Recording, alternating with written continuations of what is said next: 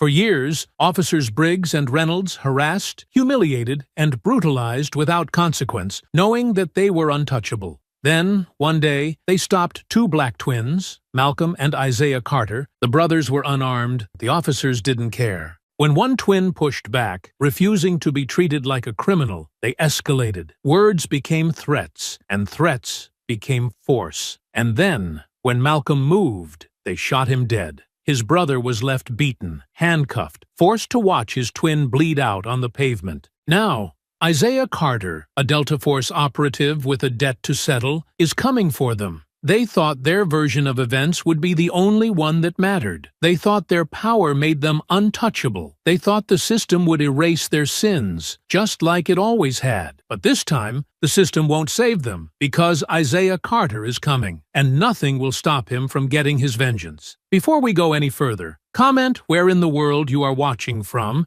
and make sure to subscribe. The hum of the engine purred beneath them as the smooth black Dodge Charger coasted through the quiet streets, its polished frame reflecting the golden glow of the streetlights that lined the pristine sidewalks. Inside, Malcolm Carter sat behind the wheel, fingers drumming lightly against the steering wheel, his sharp gaze flicking between the road and his twin brother in the passenger seat. Isaiah, more relaxed but always observant, sat with his arm resting against the window, watching the well-manicured lawns and neatly trimmed hedges roll past in uniform perfection. You ever notice how these neighborhoods all look the same? Malcolm mused, shaking his head slightly. Every house damn near identical. Like someone copy-pasted the whole block. Isaiah smirked. Ava liked that when she bought the place. Said it felt safe. Safe, Malcolm scoffed, rolling his eyes.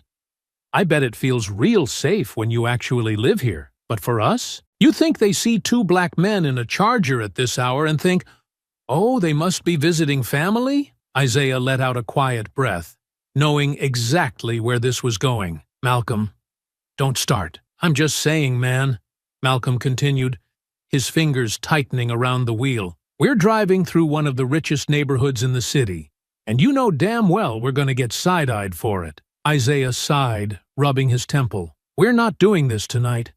It's been a long month. I want to see Ava, have dinner, and not think about any of this. Malcolm exhaled sharply, his jaw still tight. But he didn't push it further. He just let the silence settle between them as the houses passed by in perfect symmetry, each one illuminated just enough to highlight their exclusivity. Then, just as he was about to switch the subject, Isaiah's eyes flicked to the rearview mirror, his posture subtly shifting. Cop car, he muttered. Malcolm didn't react at first, just kept driving. But his grip on the wheel hardened slightly. Where? Just past us on the other side of the street. Marked unit. Neither of them turned their heads to look. But they could feel it, the weight of being noticed, the unspoken calculation happening behind them. The cruiser rolled past, slowing just slightly as it went by, just enough for its occupants to get a good look at them. Then came the moment neither of them needed to see to understand. The U-turn. Malcolm let out a low chuckle, humorless, eyes never leaving the road ahead. Well, look at that. Right on schedule. Isaiah exhaled slowly, his voice steady but firm. Mal, just keep driving normal. Yeah, Malcolm muttered. Like that matters. The blue and red lights flared to life behind them, the unmistakable wail of the siren cutting through the stillness of the night, commanding them to stop. Malcolm flicked on his turn signal, because God forbid they give them a reason to claim they weren't cooperating, and eased the Charger to a stop at the curb. The world outside was still, eerily silent apart from the faint rustling of leaves in the breeze and the distant hum of a lawn sprinkler. All right, Isaiah murmured, shifting in his seat to face his brother. Let me do the talking. Malcolm's jaw twitched. Yeah? And what's that going to change? It's not about changing anything, Isaiah said, his voice calm but firm. It's about getting to Ava's in one piece. Malcolm didn't answer, just stared straight ahead, his nostrils flaring slightly. Then, slowly, he placed his hands on the wheel, fingers spread wide, making sure they were visible. Isaiah did the same, placing his hands on the dashboard, movements deliberate, controlled. They had both been here before.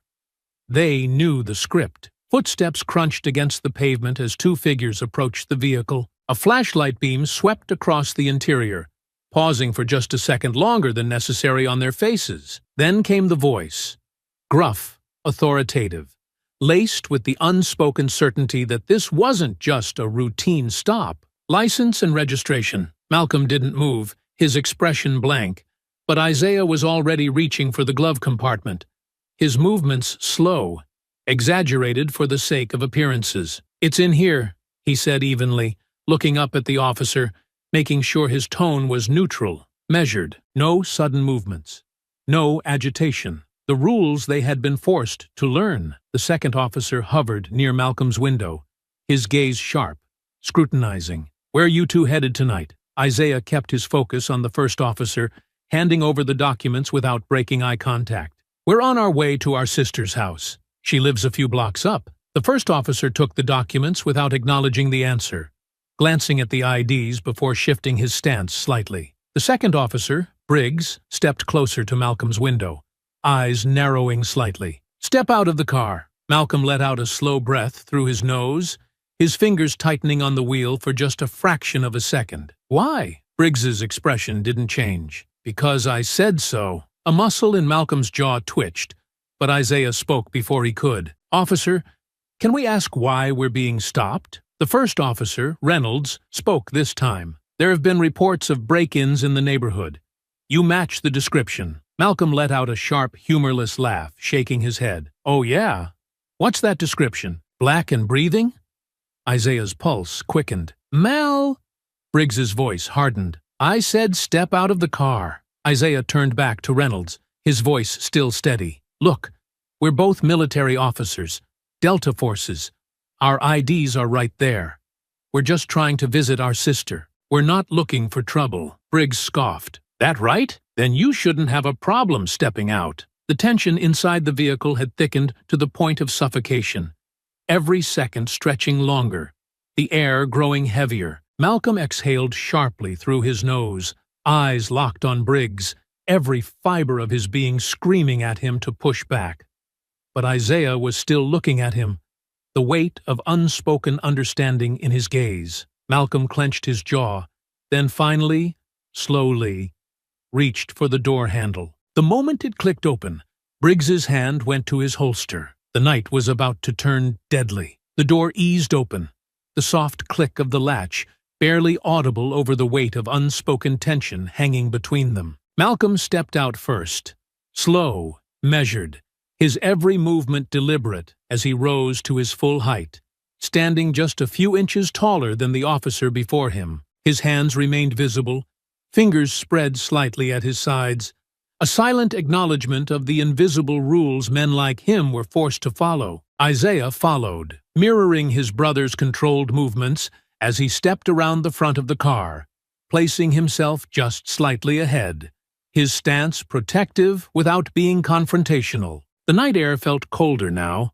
or maybe that was just the edge of something far more dangerous creeping in, pressing against his skin like a storm waiting to break. The officers remained rigid, their hands resting a little too comfortably near their belts, watching the twins with the kind of studied intensity that spoke less of protocol and more of personal suspicion. "Turn around, hands on the car," Briggs ordered, his tone leaving no room for discussion. Malcolm didn't move, his jaw tightened, nostrils flaring as his fingers curled slightly. For what? His voice was sharp, but not raised, not yet, because he knew better. But the weight of it was there, simmering beneath the surface. Briggs arched a brow, his lips curving into something that wasn't quite a smirk, but carried the same quiet arrogance. "Because I said so." Isaiah, already anticipating where this was going, lifted a hand slightly, not in surrender, but in a silent request for calm. "Look, officer," he started, his voice controlled, steady, the practiced tone of a man who had been here before and knew exactly how little room for error there was. "We're both Delta Force. We understand protocol. If this is a routine stop, we've given you our IDs. You can check them, see we're exactly who we say we are. We don't want any trouble. We're just trying to see our sister." Briggs gave a slow nod, eyes narrowing slightly before he reached for the IDs Isaiah had handed over earlier. He flicked on his flashlight, letting the artificial glow skim over the laminated cards as Reynolds stepped in beside him, peering over his shoulder. The two men exchanged a look, barely noticeable, but Isaiah caught it. "Out of town," Briggs muttered, his voice carrying a tone of immediate skepticism. "Neither of you live here." Malcolm let out a low, humorless chuckle, shaking his head. "That's what we told you. We're visiting our sister." Briggs ignored him, flipping the ID over before glancing up again. "So, let me get this straight. You expect me to believe that two guys with an address across the city just happen to be driving through this neighborhood, in this car, at this hour, because your sister lives here?" Isaiah exhaled slowly through his nose, forcing himself to keep his voice even. "Yes, that's exactly what we're telling you, because it's the truth." Reynolds, who had remained quiet up until now, shifted slightly, the light from Briggs's flashlight casting deep shadows across his face as he spoke for the first time. "Yeah? And what does your sister do to afford a place around here?" Isaiah stiffened, his eyes locking onto Reynolds's in that split-second exchange where the weight of the question was fully understood. It wasn't phrased outright, but the implication was clear. A black woman living in this kind of neighborhood? The suggestion hung in the air, thick and suffocating. Malcolm's lips parted, his patience fracturing audibly in the sharp breath he sucked in. "Excuse me?" Reynolds held his gaze unflinching, as if daring him to press it further. "Just saying, not a lot of people from your side of town end up in places like this without a good reason." Isaiah stepped forward before Malcolm could react, his body positioned just enough to physically interrupt whatever was about to happen. "She's a lawyer," he said, his voice sharper now, clipped in a way it hadn't been before. "Graduated top of her class. Works for one of the biggest firms in the city. That a good enough reason for you?" Briggs let out a slow exhale, tilting his head slightly as he studied them both, as if weighing their words, their worth. Then, without another comment, he turned, walking back toward his squad car. Isaiah let out a quiet breath, thinking for just a moment that maybe, just maybe, this was about to de-escalate. But then Briggs stopped, turning slightly over his shoulder. "Stay where you are," he muttered, disappearing inside his vehicle. Isaiah could hear the faint sound of radio static crackling from inside the car, a murmur of indistinct voices exchanging information, a background check. They were running them through the system. "They're stalling," Malcolm muttered under his breath, shaking his head. "Running our names like we're goddamn criminals." Isaiah didn't respond immediately, just kept his eyes on the officers, his hands loose at his sides but ready. They were pushing, looking for a reason, an excuse, something to justify whatever was already forming in their minds. "Let's just keep cool," Isaiah murmured, though even he could feel the control slipping, the space for logic closing in. Malcolm turned slightly toward him, voice low, edged. "You think that's gonna change a damn thing?" Before Isaiah could answer, Briggs returned, his face unreadable, but his presence carrying something heavier now, something more resolute. He stepped back toward them, the flashlight still in his grip, and gestured. "All right," he said. "Hands on the car. Both of you." Isaiah took a slow breath, bracing himself. "Come on, man. We gave you everything you asked for. You know exactly who we are, where we're going. What are you still looking for?" Briggs didn't waver. "Step to the car." Malcolm didn't move. Briggs's hand went to his holster. Isaiah saw it happen in slow motion. The shift in posture, the way the air seemed to thicken, the silent understanding of what came next, if they didn't comply. His own breath caught for just a second.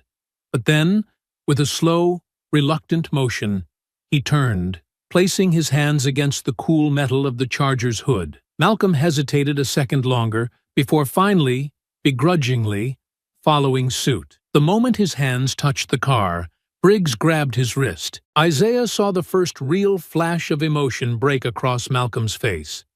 A sharp flicker of something primal, something furious, and that was all it took. The spark had been lit. The night was about to ignite. The cold metal of the charger's hood pressed against Malcolm's palms, the rough texture biting into his skin as Briggs's hands moved with unnecessary force over his back, pressing hard against his ribs before sliding lower. The pressure wasn't just about the search.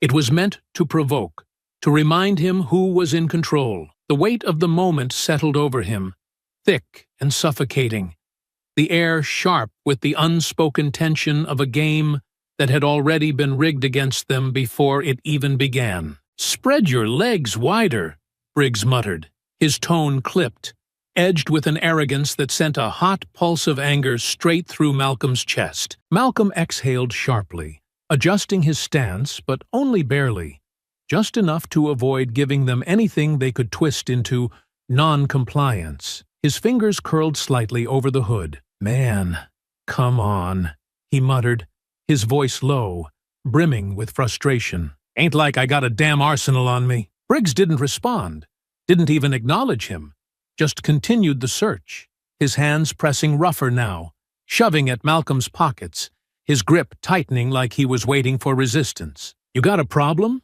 Briggs asked, his breath close now, deliberate, as his fingers dug into Malcolm's arm. Malcolm shifted slightly, his muscles tensing beneath the touch. "Yeah, I got a problem. My problem is some punk throwing me up against my own damn car like I just knocked over a damn convenience store." Briggs's grip tightened.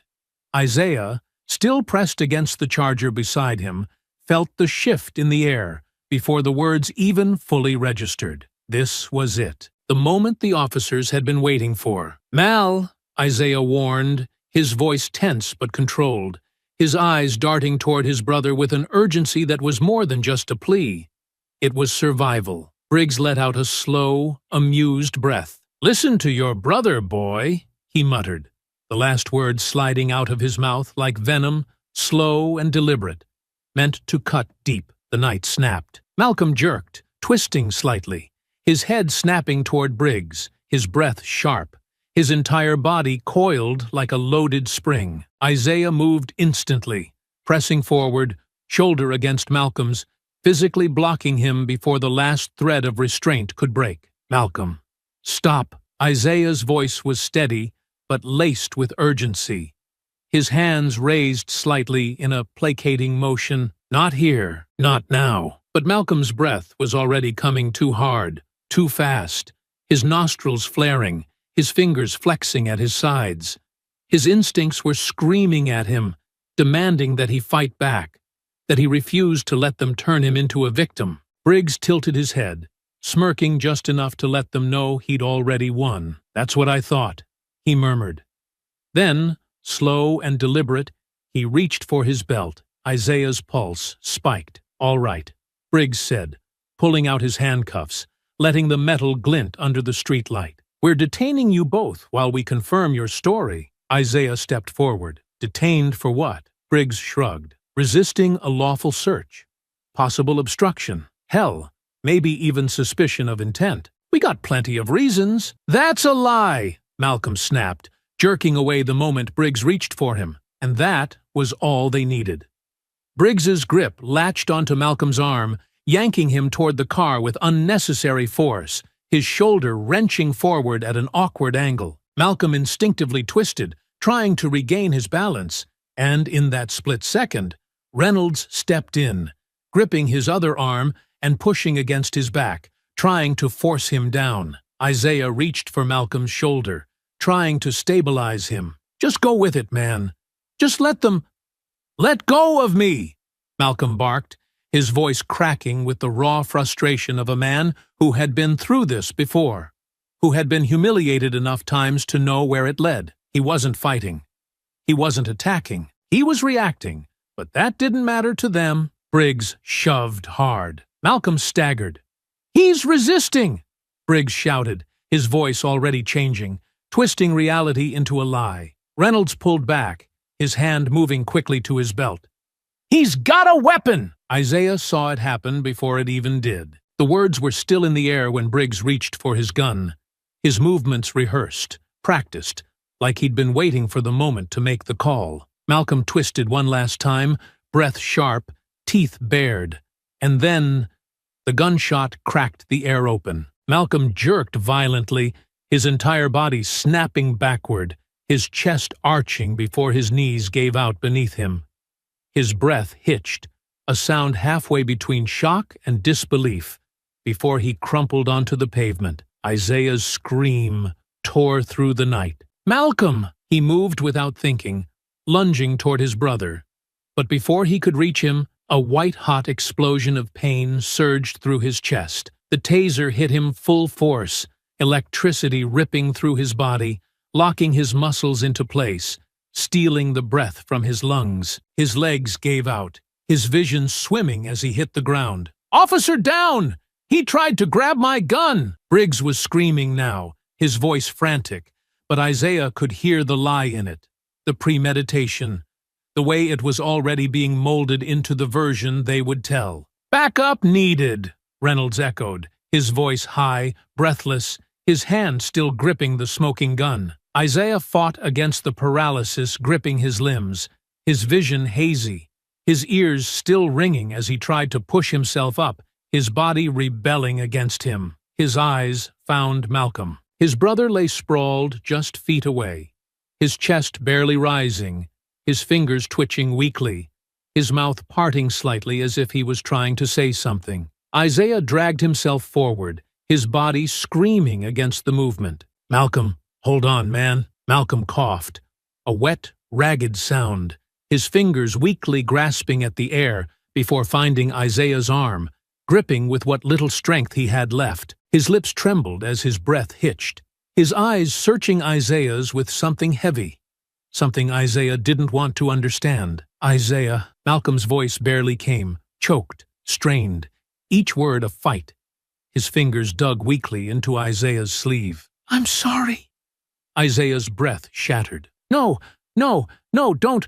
Hold on. Just—" His voice broke, his hand pressing over Malcolm's wound as if he could force time to reverse, to undo what had already been set in motion. Isaiah's hands trembled as he pressed down on the warmth spreading across his brother's chest, his breath coming in short, ragged gasps, his heart slamming against his ribs so hard it felt like his entire body might shatter beneath the weight of what was happening. Malcolm's body twitched weakly beneath him, his fingers barely moving, the warmth of life slipping away faster than Isaiah could hold it together. "Malcolm, stay with me, man," Isaiah begged, his voice cracking under the force of his own panic, the words coming too fast, too desperate. "Come on, man. You're good. You're good. You hear me? Just breathe. Just—" His voice broke as Malcolm's eyes fluttered, barely open, his lips parting. But no real sound came out. "Malcolm, please," Isaiah choked, his hands pressing harder against the wound, as if he could force his brother's life to stay inside his body, as if sheer desperation alone could undo the horror spilling out between his fingers. "Look at me, man. Just look at me. You ain't going nowhere. You hear me? You're not." Malcolm let out a weak, wheezing breath, his fingers twitching against Isaiah's sleeve, grasping, barely holding on. His lips moved, voice nothing more than a whisper, broken and trembling. "Don't let them," Malcolm coughed, his body seizing up under the pain, his fingers tightening with what little strength he had left. "Don't let them get away with this." Isaiah's breath hitched, his vision swimming with hot, stinging tears as he grasped onto his brother's hands, squeezing them, refusing to let go. "No, no, no, don't say that. You hear me? You're not dying, man. You're not. You can't."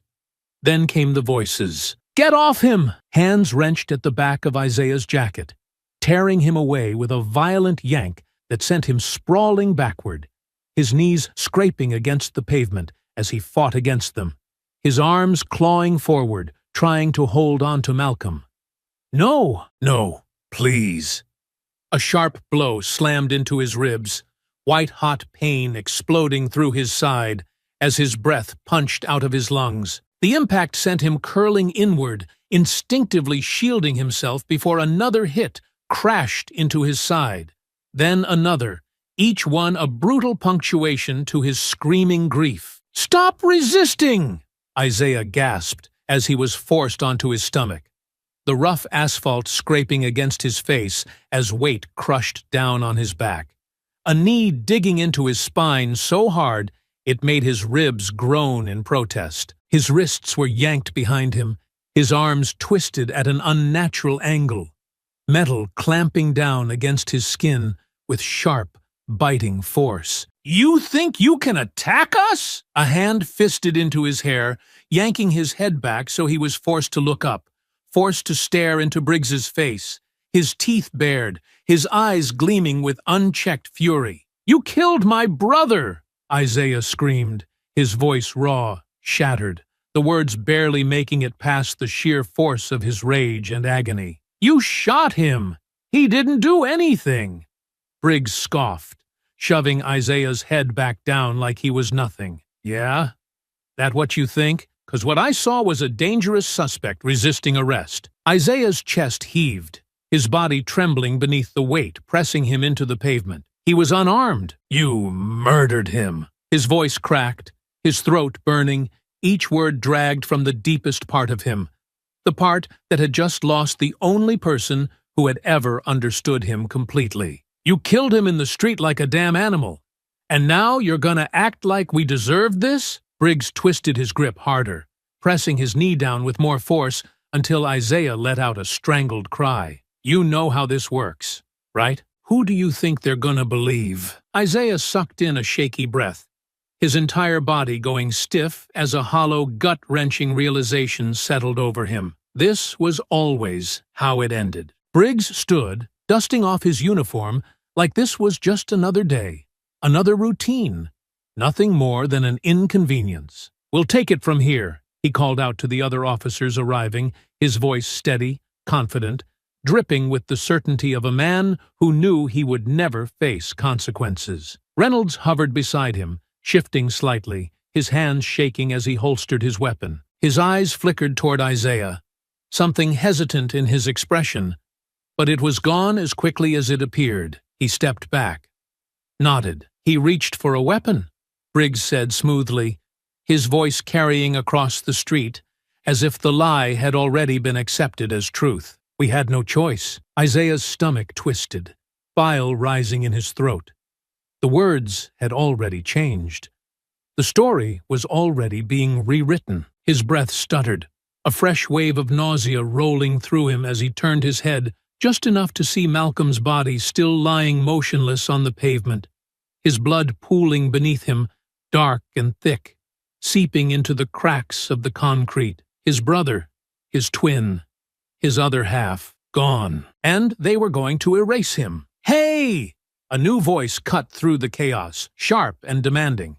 "What is going on here?" Isaiah barely processed it before he was yanked up by his cuffs, his body hauled forward like dead weight. His vision swam, dizziness crashing over him, the world tilting violently as he was dragged toward the back of a squad car. "You're under arrest for assaulting an officer," someone muttered, but the words barely registered. White noise against the static roaring in his head. The door wrenched open, and then he was shoved inside, his body slamming against the hard plastic seat with enough force to make his ribs scream in protest. Through the smeared glass, Malcolm was still lying there.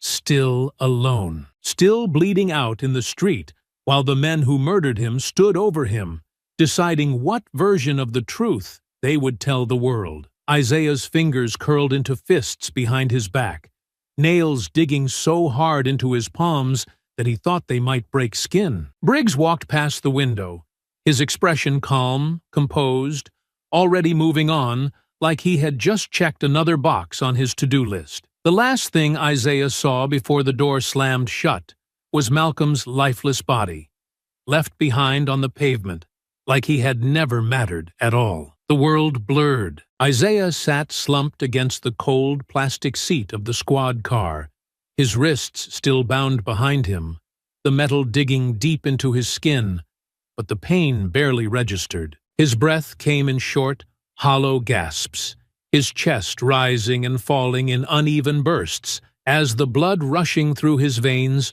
drowned out everything else. He could still feel the weight of Malcolm in his arms, could still hear the tremor in his brother's breath, the way his voice had cracked, those last words slipping out, barely above a whisper. "Don't let them get away with this." His throat tightened, his teeth clenching so hard that his jaw ached. But it didn't matter. None of it did, because Malcolm was gone, and he hadn't been able to stop it. The night passed in fragments, red and blue lights flashing against the pavement, indistinct voices shouting orders, the cold press of cuffs, the rough hands shoving him forward, the scent of sweat, asphalt, and blood clinging to the air. At some point, the car had started moving, the weight of the moment shifting as the squad car rolled away, taking him with it, dragging him away from Malcolm, away from the only piece of family that had ever felt like home. He didn't know how long they drove. The streets blurred together, indistinct shapes and neon signs streaking past the window, like something out of a dream. But none of it felt real. Nothing felt real. His fingers twitched uselessly behind him, his nails digging into his palms, his muscles locked so tight his entire body felt like it might snap under the pressure. His mind kept looping back,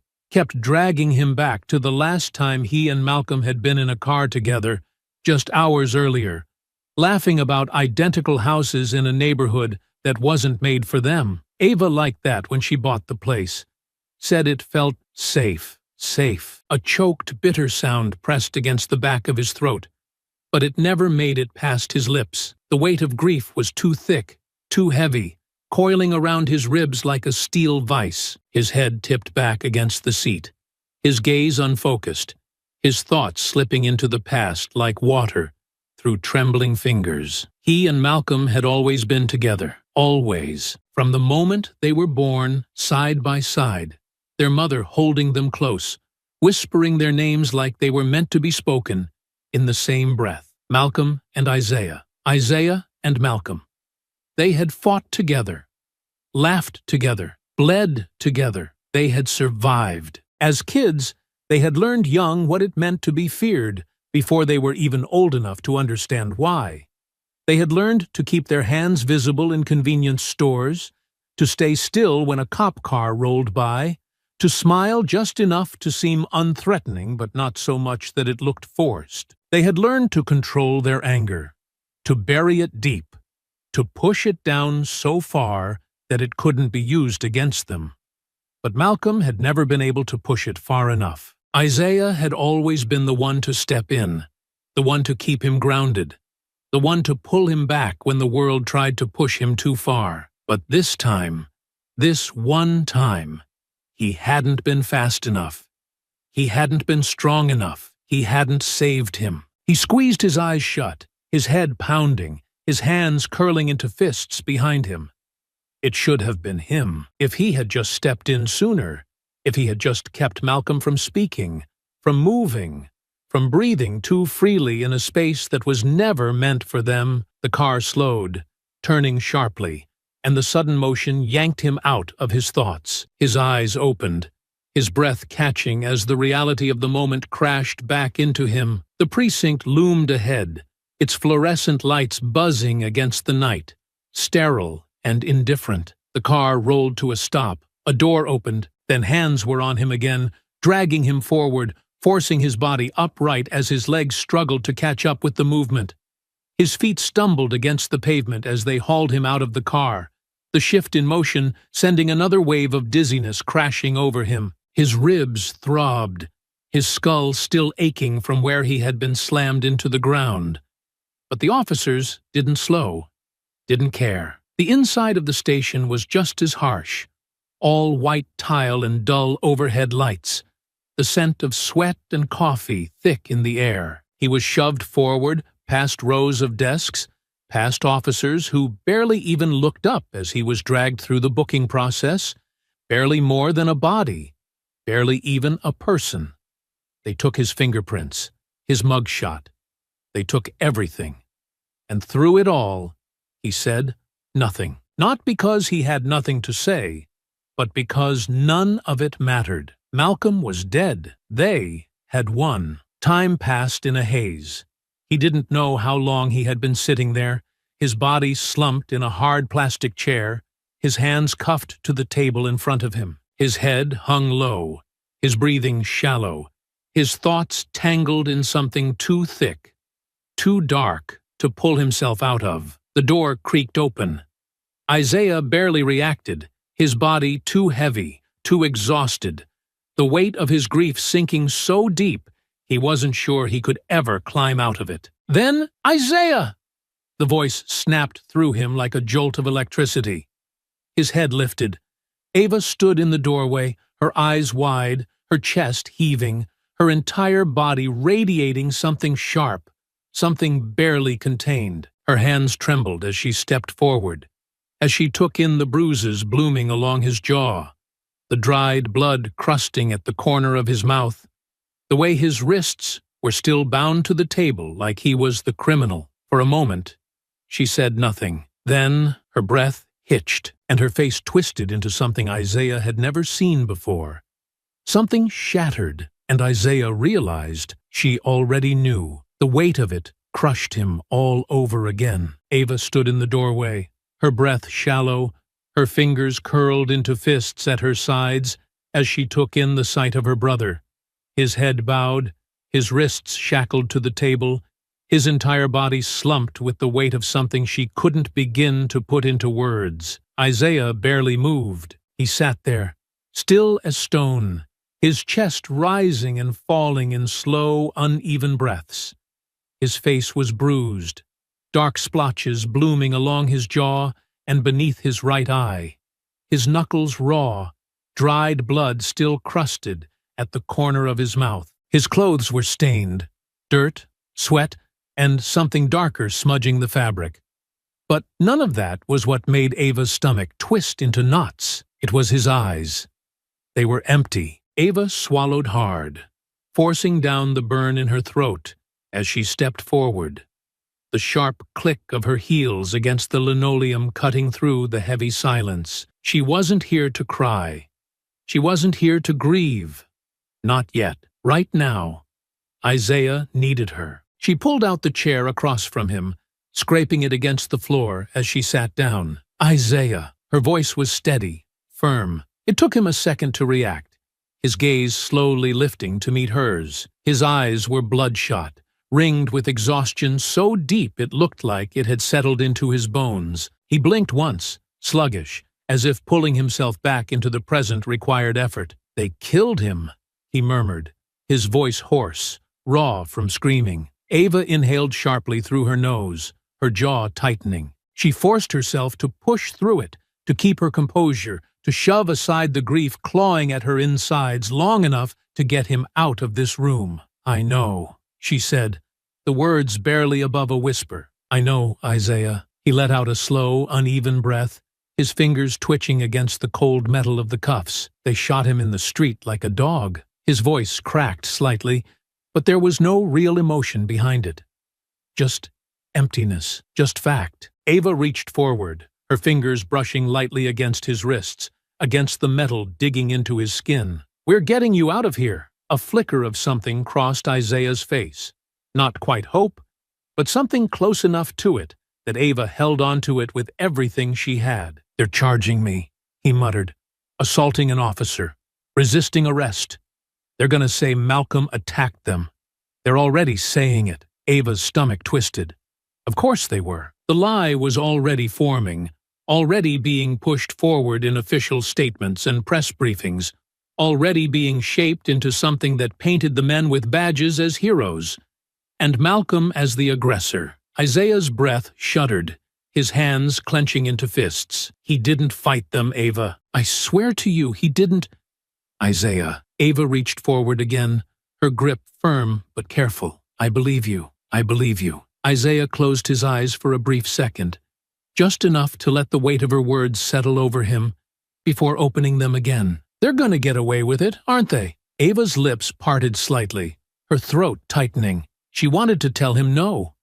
She wanted to tell him that the law worked, that there was a path forward, that Malcolm would get justice, but she wasn't about to lie to him. Instead, she took a breath, straightened her spine, and forced every ounce of confidence into her voice. Right now, I need to focus on getting you out of here. After that, we fight. But we don't get to do anything if you're still in a jail cell. Understand? Isaiah held her gaze for a long moment before giving a slow, reluctant nod. Good, Ava said, already shifting into action. She reached into her bag, pulling out a stack of documents, setting them on the table with sharp precision. I've already spoken to a judge. I filed for emergency bail consideration, but the police are pushing back. They're claiming you're a flight risk. Isaiah scoffed, shaking his head. A flight risk? You serious? They're stalling, Ava confirmed, her lips pressing into a thin line, buying themselves time while they craft their story. If they keep you in here long enough, they control the entire narrative. I can't let that happen. Isaiah exhaled sharply, his jaw clenching. So, what's the plan? Ava sat forward. I filed a motion for an immediate review of the charges, which means I can argue for your release in front of a judge first thing in the morning. But that's not enough. I need leverage. I need pressure. Isaiah frowned slightly, his brow furrowing. What kind of pressure? Ava glanced toward the two-way mirror, knowing full well that someone was listening, and lowered her voice just slightly. I called every journalist I know, every activist, every civil rights lawyer, everyone. By morning, the entire city is going to be watching this case. The more eyes on it, the harder it'll be for them to bury the truth. Isaiah stared at her, a flicker of something unreadable passing across his face. You really think that's gonna work? Ava leaned in. I think they want to make you disappear. But they can't if we make sure the entire damn country is looking at them. Isaiah swallowed, his throat tight. He wanted to believe her. He needed to believe her. But he had seen too many names turned into hashtags. Too many bodies left in the street with no justice to follow. Ava could see the doubt, the exhaustion, the raw hopelessness clawing at him. She reached out again, this time grasping his hand, her grip firm, grounding. I'm getting you out of here, she repeated, her voice steady, unwavering. I swear to you, Isaiah, you are not going to rot in here while they turn Malcolm into some thug who deserved to die. Not while I'm still breathing. Isaiah exhaled, something deep in his chest shifting. The moment Isaiah stepped out of the station, the air hit him like a slap to the face. Cold, sharp, too open after the suffocating walls of the holding cell. He inhaled deep, filling his lungs, but it wasn't enough. The weight in his chest didn't lift. The shackles on his wrists were gone, but they had been replaced with something heavier, something that no court order or legal maneuver could undo. Ava was beside him, walking with purpose, her heels clicking against the pavement, her posture straight and controlled. But Isaiah could see the tension in her shoulders, the way her fingers clenched the strap of her briefcase too tightly. She had won this battle. Barely. But she was already bracing for the war ahead. Outside the precinct, a wall of reporters and flashing cameras lined the barricades. Microphones extended forward, voices shouting questions, news vans parked along the curb, their headlights illuminating the chaos. Ava had done exactly what she said she would. The city was watching. Isaiah, do you have anything to say about the charges against you? Isaiah. What happened that night? Do you believe the officers acted unlawfully? He didn't stop, didn't look at them. His jaw was locked, his fingers curling into fists at his sides, his pulse roaring in his ears. He couldn't be here. He couldn't breathe with all these people shoving microphones in his face, waiting for him to break, waiting for a quote, waiting to twist whatever words he said into something neat and palatable for the 6 o'clock news. Ava didn't stop either. She pressed forward, her grip firm on his arm as they moved toward the waiting car. The cameras flashed. The questions kept coming, but the moment the car door shut behind them, the world outside became nothing more than a distant hum. Isaiah stared ahead, his jaw tight, his body stiff. Ava exhaled beside him, her fingers pressed against her temple, her breath unsteady for just a moment before she composed herself again. You okay? She asked softly. He didn't answer. Because no, he wasn't okay. He had just been released from a cell after watching his brother die in the street. He had been beaten, cuffed, accused, and now the same system that let those officers pull the trigger was still holding him by the throat, still twisting the truth, still making sure that he was the criminal. No, he wasn't okay. But what did that even matter? Ava exhaled again, shifting in her seat. "We're going straight home," she said. "You need to rest. We'll talk about everything tomorrow." Isaiah just kept staring ahead. The first thing Isaiah noticed when they walked through the door was how normal everything looked. The living room was still warm with the scent of lavender and wood polish. The couch still had the same deep indent from where Malcolm always sat. Their mother's old quilt still draped over the back, like she had left it there herself. For a split second, Isaiah could almost pretend Malcolm was in the next room, almost pretend that if he just walked down the hall, he'd find him there, scrolling through his phone, smirking at some stupid joke, breathing. But then, the weight of reality crashed down again, and the silence in the house felt unbearable. Ava set her briefcase on the table, rolling her shoulders as she exhaled. "All right. First thing tomorrow, we start putting pressure on the DA's office. I already have a few people reaching out, but we need to push harder. They're going to try and stall, hoping this blows over. But it won't, not this time." Isaiah sat on the couch, leaning forward, his elbows on his knees, his fingers laced together as he stared at the floor. "And if they don't do anything?" His voice was quieter now, steadier, but still heavy with something unresolved. Ava hesitated for a fraction of a second before responding. "Then we take it higher. We push for federal involvement. Civil rights violations, anything we can throw at them." Isaiah nodded slowly, but the emptiness in his eyes didn't change. And just like that, the days bled together. The calls were made. The paperwork was filed. The protests outside the police department grew larger. The city boiled with tension. And every single attempt at justice was met with the same response. "We're still reviewing the case. There isn't sufficient evidence at this time to proceed with charges." The officers were acting in the line of duty. Isaiah sat in silence as he listened to the news updates, as he watched Ava's frustration mount, as he watched every single person with the power to do something step back, fold their hands, and do nothing. Every door they knocked on led to another excuse, another delay, another carefully worded statement about ongoing investigations and due process. The system wasn't just broken. It was doing exactly what it was built to do.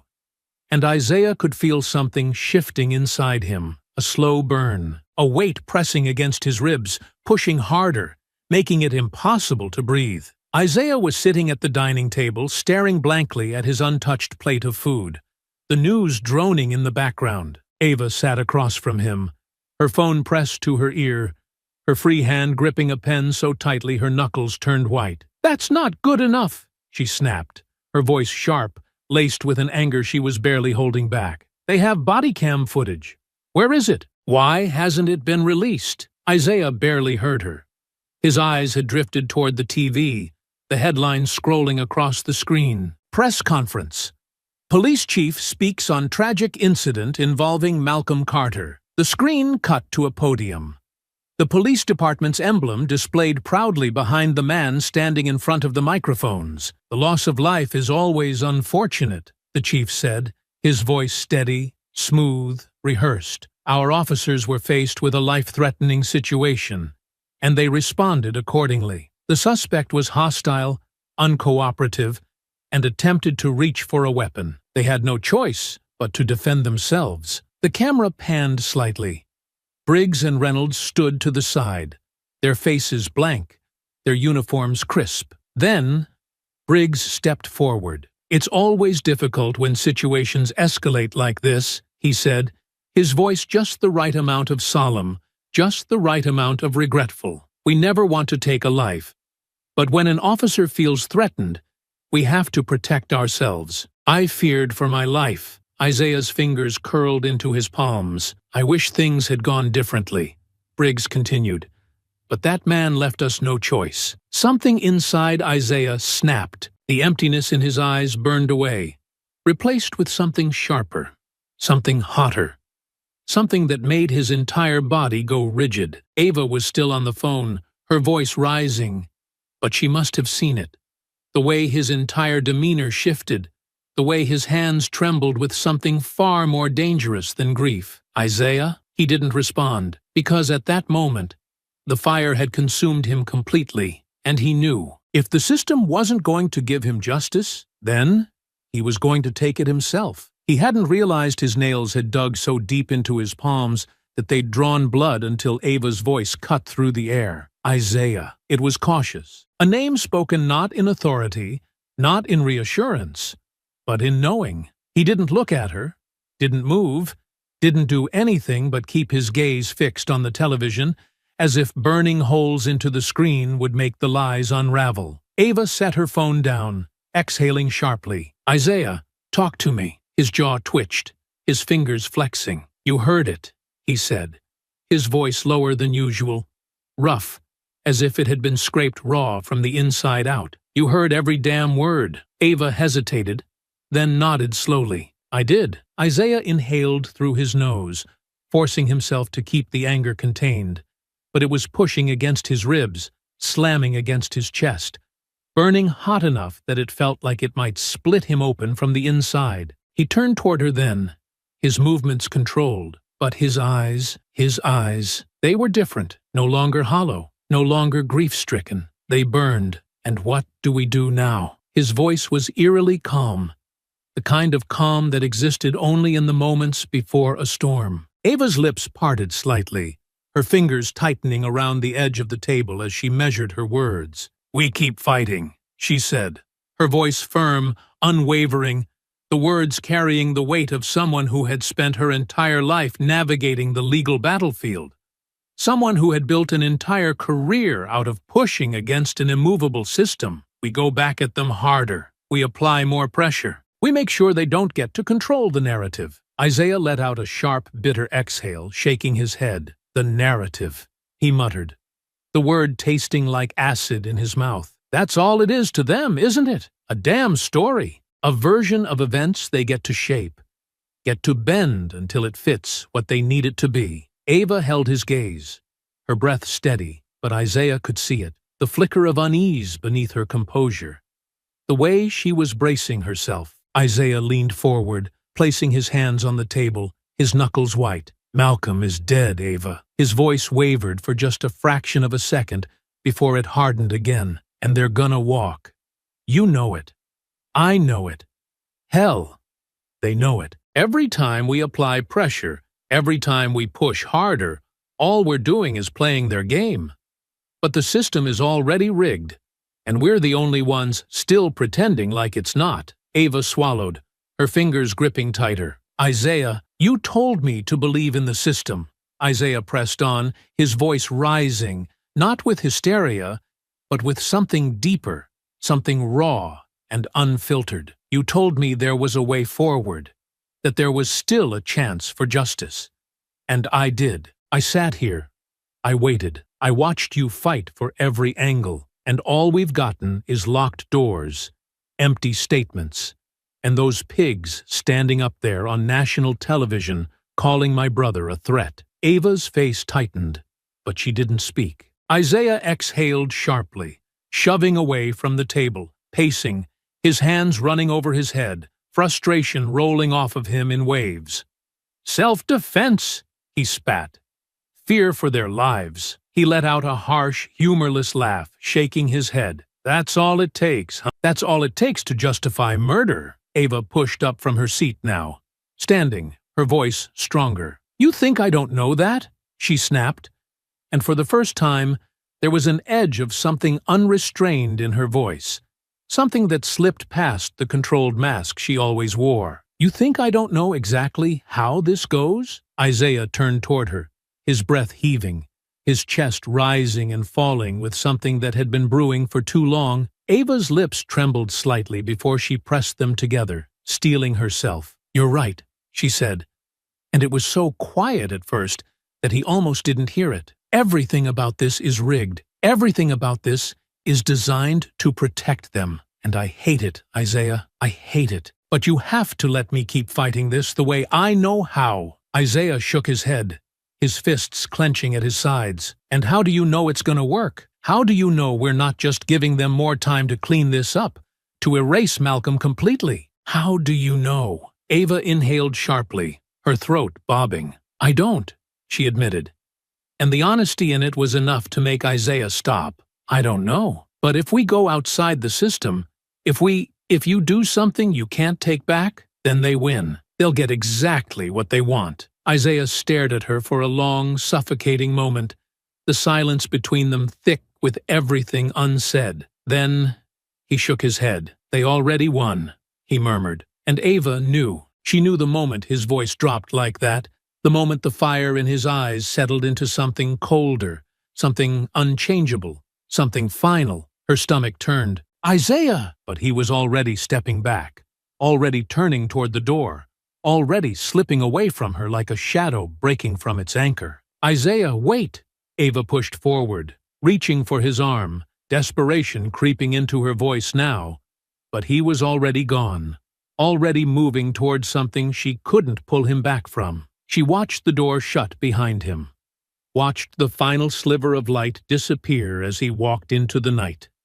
And for the first time since this all started, Ava felt fear. The night wrapped around Isaiah like a second skin, the cool air brushing against his face as he moved through the city with a new kind of purpose.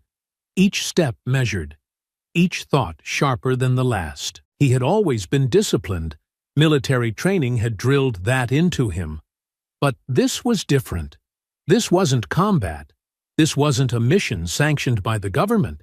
This was something far more personal. He had no plan at first. Not a solid one, anyway. Just the quiet, steady hum of rage pushing him forward. The certainty that he needed to see them. Briggs and Reynolds needed to look them in the eye again. Needed to watch them in a way they had never expected. The same way predators stalked prey before the kill. It didn't take long. Police officers weren't as untouchable as they thought.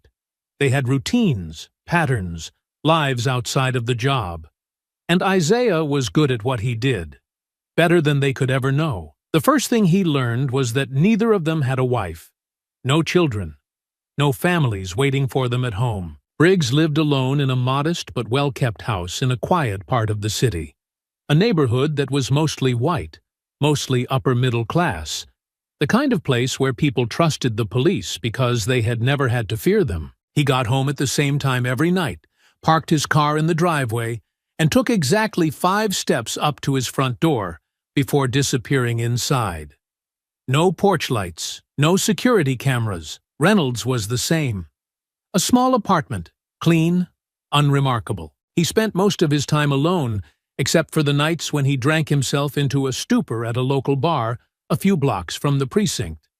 It wasn't enough. Isaiah needed to know them, needed to see past their uniforms, past the carefully curated personas they presented to the world. He wanted to understand what kind of men they really were.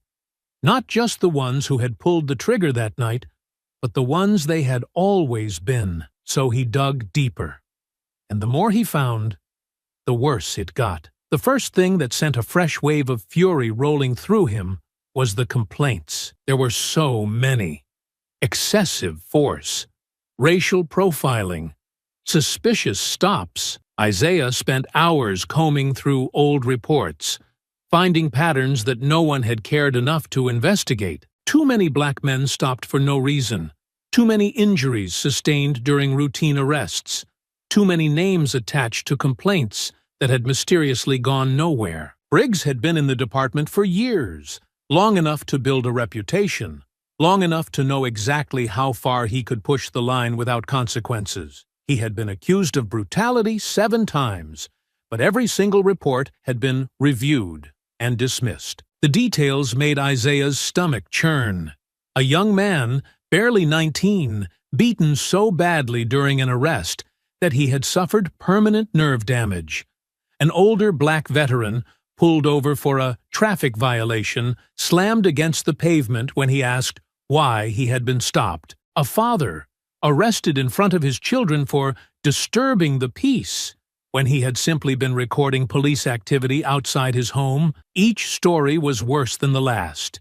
Each one a reminder that Malcolm's death had not been an accident, not an isolated incident. Briggs had been hunting men like Malcolm for years, and no one had stopped him. Reynolds wasn't much better. He had fewer complaints, fewer marks on his record, but that only made it worse, because Isaiah could see the pattern of silence, the way he had watched and done nothing, the way he had backed up Briggs's lies time and time again, the way he had let black men suffer under his partner's hands without ever stepping in. Isaiah found body cam footage from 3 years ago, a case where a young black teenager had been stopped while riding his bike through a predominantly white neighborhood. Briggs had done all the talking, his voice smooth, condescending, barely masking his hostility. The boy had been scared, his voice shaking as he answered their questions, his hands trembling as he reached for his ID. Then Briggs had slammed him against the squad car, accusing him of reaching for something else, of acting suspicious. Isaiah watched the footage, his breath locked in his chest. The boy hadn't fought, hadn't resisted. He had just stood there, too scared to move, too shocked to react, and Reynolds had done nothing. The video ended with Briggs shoving the kid onto the pavement, handcuffing him, his voice calm as he told him he was being detained for failure to comply. Isaiah shut his laptop. The anger had been a steady hum before. Now it was a roar, something hot and alive, something that made his fingers tremble with the effort it took to stay still. This wasn't about Malcolm anymore. This was about all of them. Every single name buried under police reports. Every single man who had been beaten, humiliated, locked in a cage, left in the street, erased like their existence had never mattered. This was about every single man who had been Briggs and Reynolds's prey and never got to fight back. Isaiah clenched his jaw, exhaling slowly, forcing the air through his lungs before it burned him from the inside out. He pressed his hands against the desk, grounding himself, steadying himself. He had all the information he needed. Now it was time to decide what to do with it. Tortus. He left the apartment in the dead of night, his hood pulled up, his steps silent against the pavement. Briggs's house was first. Isaiah stood across the street, watching from the shadows, his gaze locked on the dark windows, on the faint glow of a television flickering inside. He imagined Briggs sitting there, drinking a beer, flipping through channels without a second thought about the life he had stolen. Isaiah exhaled slowly. Reynolds's apartment was next. Same routine. Same watchful silence. The bar down the street was still open, half full of cops just getting off shift, laughing over cheap whiskey, letting the world fade into static because none of them had ever had to care. Isaiah turned away, his fists clenched. His path was clear now, and soon Briggs and Reynolds would finally know what it felt like to be hunted. The night wrapped around Isaiah like a cloak, the city stretching out before him in a dull haze of neon signs and distant sirens. He moved through the streets with purpose, his body loose, controlled, his steps silent against the pavement. The fire burning in his chest had cooled into something else now, something colder, something sharper. The anger was still there, raw, pulsing, alive, but it had settled beneath the surface, honed into focus. He wasn't just a grieving man anymore. He was a predator, and tonight, Reynolds was the prey. The bar was exactly what he expected. A dimly lit hole in the wall, tucked away on a quiet street just a few blocks from the precinct. The kind of place where cops gathered after their shifts to drink, to laugh, to blow off steam without worrying about the wrong eyes watching. It was barely half full when Isaiah arrived, just a scattering of officers nursing beers, engaged in low conversation, their backs turned to the world outside. And then there was Reynolds. He sat near the center of the room, his body slouched comfortably in the booth, a whiskey glass held loosely between his fingers. His uniform was gone, replaced by casual clothes, but he still carried himself the same way. Relaxed, confident, shoulders squared like a man who had never known real fear. Isaiah lingered in the shadows near the back, close enough to listen without being noticed. He could hear the low murmur of conversation, the occasional clink of ice against glass, but it wasn't until another officer leaned in, grinning, amused, that Isaiah's blood ran cold. "Man, the media's eating this case alive," the other cop said, shaking his head. "You and Briggs gonna be good?" Reynolds smirked, lifting his glass. "You know how it is. Standard protocol. Internal review. A couple weeks of paid leave, then we're right back to it." He took a sip, his expression completely unbothered, as if this was nothing more than a minor inconvenience. Isaiah's fingers curled against the edge of the table beside him, his breath steady but deep. The other officer chuckled. "Gotta say, man, that was one hell of a shot. You sure that guy didn't have something on him?" Reynolds scoffed, shaking his head. "Please.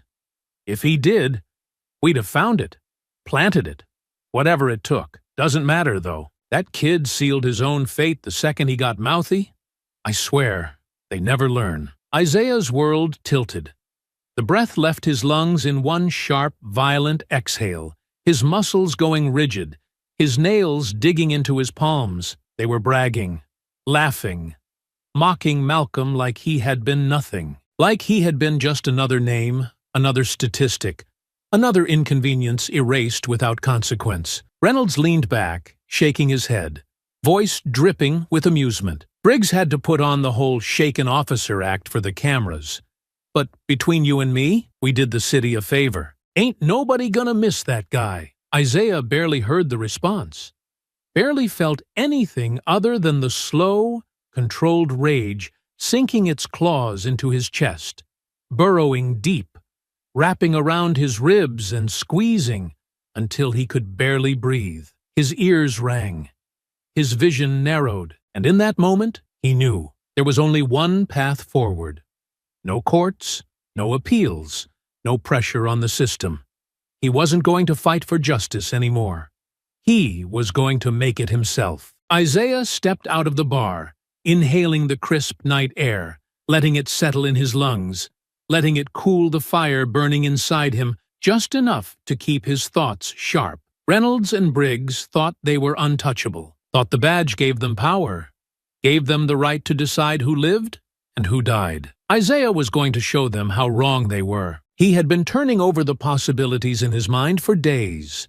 What to do, how to do it, whether to make it slow or fast, whether to make it a message or a simple execution. He had studied them, memorized their routines, learned the patterns of their lives the way a sniper learned his target's weaknesses. But now, the decision had been made. They were going to die exactly like Malcolm did. The same fear, the same helplessness, the same powerlessness Malcolm had felt when they threw him against the car, when they slammed him to the ground, when they pulled the trigger and let his blood soak the pavement. Reynolds was going to feel it first. Isaiah exhaled, pulling his hoodie tighter around his face, his mind already constructing the next steps. He would need timing, isolation, the right location. It couldn't be rushed. It had to be perfect. Reynolds left the bar around the same time every night, usually alone. He walked to his car in the back lot, away from the main road, away from the streetlights. Too cocky to be cautious, too confident to even consider the idea that someone might be watching. Isaiah checked the time. He still had 15 minutes before Reynolds would stumble out, slightly buzzed, but still steady enough to drive. Perfect. He moved quickly, slipping around the side of the building, staying low, moving through the alley until he reached the parking lot. He found the spot, a shadowed corner near the back fence, just beyond the range of the security camera mounted near the entrance. And then he waited. The cold air did nothing to dull the steady pulse of anticipation thrumming beneath his skin. His muscles coiled with the kind of tension he had only felt before battle, the kind of singular focus that came just before the first shot was fired. His breath was slow, steady. He could already picture it. Reynolds stepping out, unaware, completely at ease, walking to his car with the same arrogance he had carried in that bar.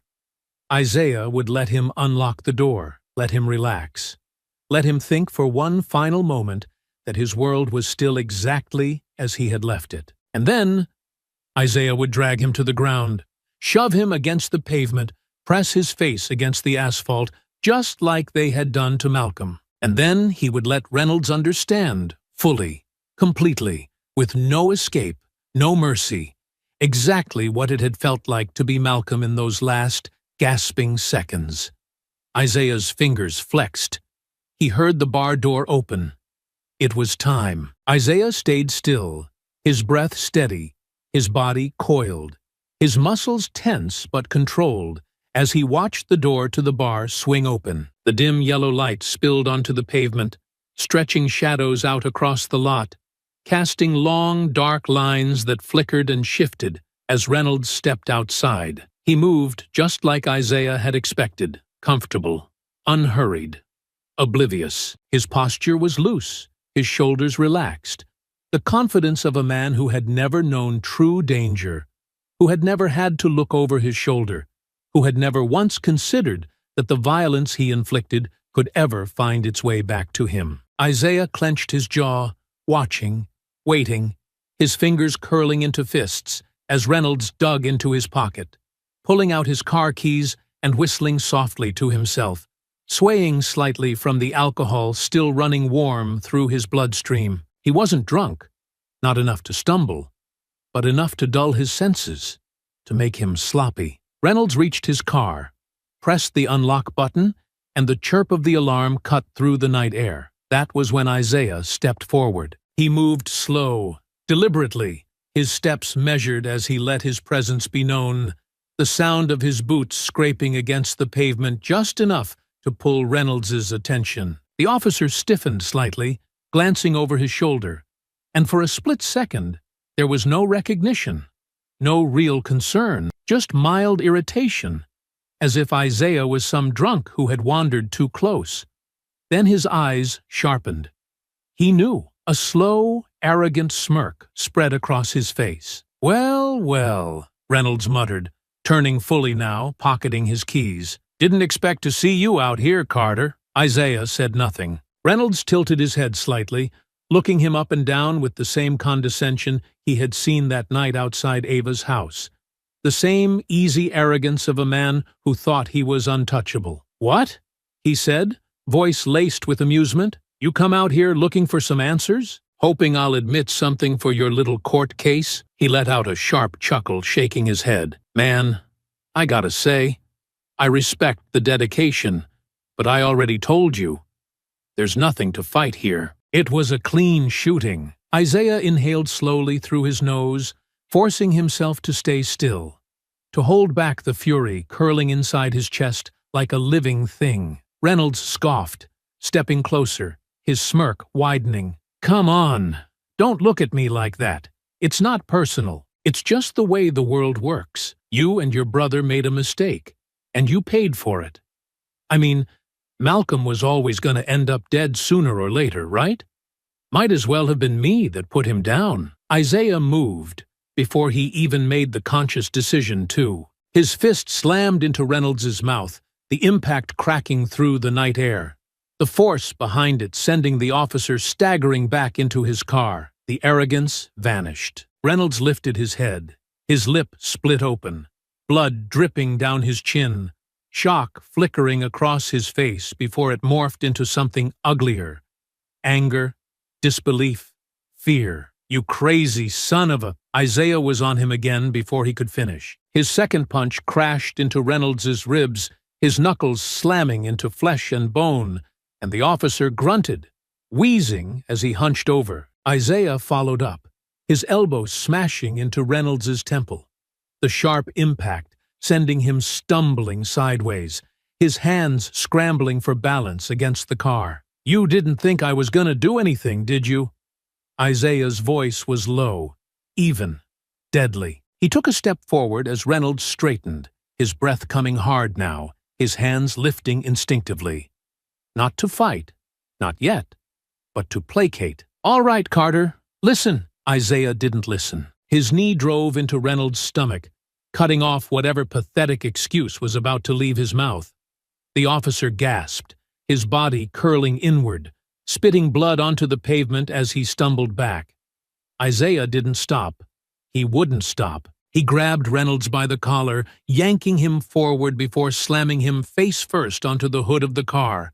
His cheek pressed against the cold metal, his breath ragged. This what it felt like, Isaiah muttered, his voice low, seething, his grip tight against the back of Reynolds's neck. When you threw Malcolm down?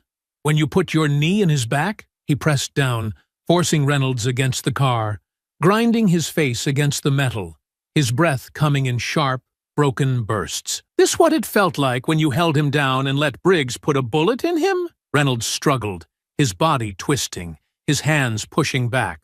But Isaiah barely felt it. You don't want to do this, Reynolds panted, his voice strained. You put your hands on a cop, Carter, and you'll never walk free again. Isaiah yanked him back, spun him around, and drove his fist into his stomach. Reynolds choked, doubling over, a wet, gasping noise tearing from his throat. Isaiah grabbed him by the collar again, dragging him upright, forcing him to look at him. You think I give a damn about walking free? Isaiah's voice was a snarl now, his chest heaving, the weight of Malcolm's death, of every injustice, of every name erased by men like Reynolds and Briggs boiling over. Reynolds's eyes widened, a flicker of something real passing over his face now, understanding. This wasn't a grieving man throwing punches in anger.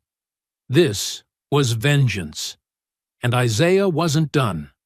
Not even close. He slammed Reynolds against the car again, twisting his arm behind his back, his grip tightening against his wrist until the officer groaned in pain, his knees buckling beneath the force of it. Isaiah leaned in close, his breath hot against Reynolds's ear. You ever hear a man beg for his life before? He murmured. Reynolds's breath hitched. Because I have, Isaiah continued. I heard my brother plead. I heard him fight for every last breath after your partner put a bullet in him. Reynolds swallowed hard, his throat bobbing. Isaiah pulled him back, just slightly, just enough to let him get a breath before slamming him back down. You think you know fear? Isaiah's voice was ice now. Steady, deliberate. You don't, but I'm gonna show you. And for the first time, Reynolds understood. This wasn't a warning, it was a promise. Isaiah pressed down harder, wrenching Reynolds's arm behind his back, forcing a choked groan from the officer's lips. You feel that? Isaiah muttered, his voice dangerously low, steady in a way that sent a cold, primal dread through Reynolds's veins. That's the feeling my brother had in his last moments. The weight against his back, the helplessness, the realization that no matter what he said, no matter how much he pleaded, none of it was going to change a damn thing. Reynolds shook his head weakly, blood dripping from the corner of his mouth. But please! Isaiah's stomach twisted violently at the sound of that word coming from this man's lips, because Malcolm had begged. He had pleaded, and Reynolds had laughed. Isaiah leaned in closer, pressing his lips near Reynolds's ear. That's the first time I've ever heard you say, please, he murmured, his voice almost thoughtful. You think you deserve mercy? Reynolds let out a garbled whimper, his body twitching under Isaiah's weight. Isaiah closed his eyes for just a fraction of a second, feeling the weight of Malcolm's absence pressing down on him, feeling the raw, unchecked rage that had been simmering inside him for days solidify into something lethal, something final. No more warnings, no more second chances. Reynolds had spent years preying on people, terrorizing black men who had done nothing but exist in the wrong place at the wrong time. He had stolen lives, stolen dignity, stolen futures, and now Isaiah was about to take something from him, permanently. Isaiah's grip shifted, his movements precise, calculated. Not just the wild force of revenge, not just unrestrained violence, but the trained precision of a man who had spent his entire career learning exactly how the human body worked, how it could be broken in ways that no surgery, no rehabilitation, no amount of money or connections could ever undo. His fingers found the right point at the base of Reynolds's neck, right between the cervical vertebrae. A single, perfect target. You ever hear what happens when you sever the right part of the spinal cord? Isaiah's voice was almost conversational. Calm, unshaken. Reynolds gasped, his body trembling now, his weight shifting as he tried to thrash free. Isaiah let him struggle. For a second, for one final moment of hope before taking it away forever. Then he struck. A quick, brutal jab. Precise. Unforgiving. There was a sharp, sickening pop. The kind of sound that wasn't loud but carried all the weight of something irreversible. Reynolds's entire body seized, his limbs locking for a split second before collapsing completely, his breath hitching, his mouth opening. But no sound came out. His throat spasmed uselessly, his hands twitching before going limp. Isaiah took a slow step back, watching as realization flooded into Reynolds's wide, horrified eyes. He tried to move his legs. Nothing. He tried to speak. Nothing. The panic came all at once, his breath hitching, his fingers scrabbling uselessly at the pavement as his body failed him, as his lungs stuttered through the first gasps of a man who truly understood, for the first time in his life, what it meant to be powerless. Isaiah crouched beside him, resting his elbows on his knees, his head tilting slightly. That feeling right there. His voice was quiet, almost eerily soft. That's the same feeling every single man you and Briggs put down felt in their last moments. That's the same fear Malcolm had. That's the same helplessness you let him die with. Reynolds's eyes burned with pure terror, his mouth still trying to form words, but nothing came. His spinal cord was severed too high. His vocal cords were gone. He would never speak again, never move again, never hurt anyone again. Isaiah exhaled, standing slowly. He let himself take in the moment, let himself watch Reynolds struggle, let himself feel the weight of what he had done settle into his bones before he turned away. His exit was clean, quiet, controlled. He moved through the alley, his footsteps blending into the night, his body slipping into the shadows like a man who had never been there at all. No cameras had caught him. No witnesses had seen. By the time Reynolds was found, by the time someone realized what had happened, Isaiah would be long gone. And by the time the officers at the precinct gathered around their fallen brother, whispering in hushed, horrified voices about the mysterious, permanent, irreversible injury that had left him a silent, broken shell of a man, Isaiah would already be planning the next move.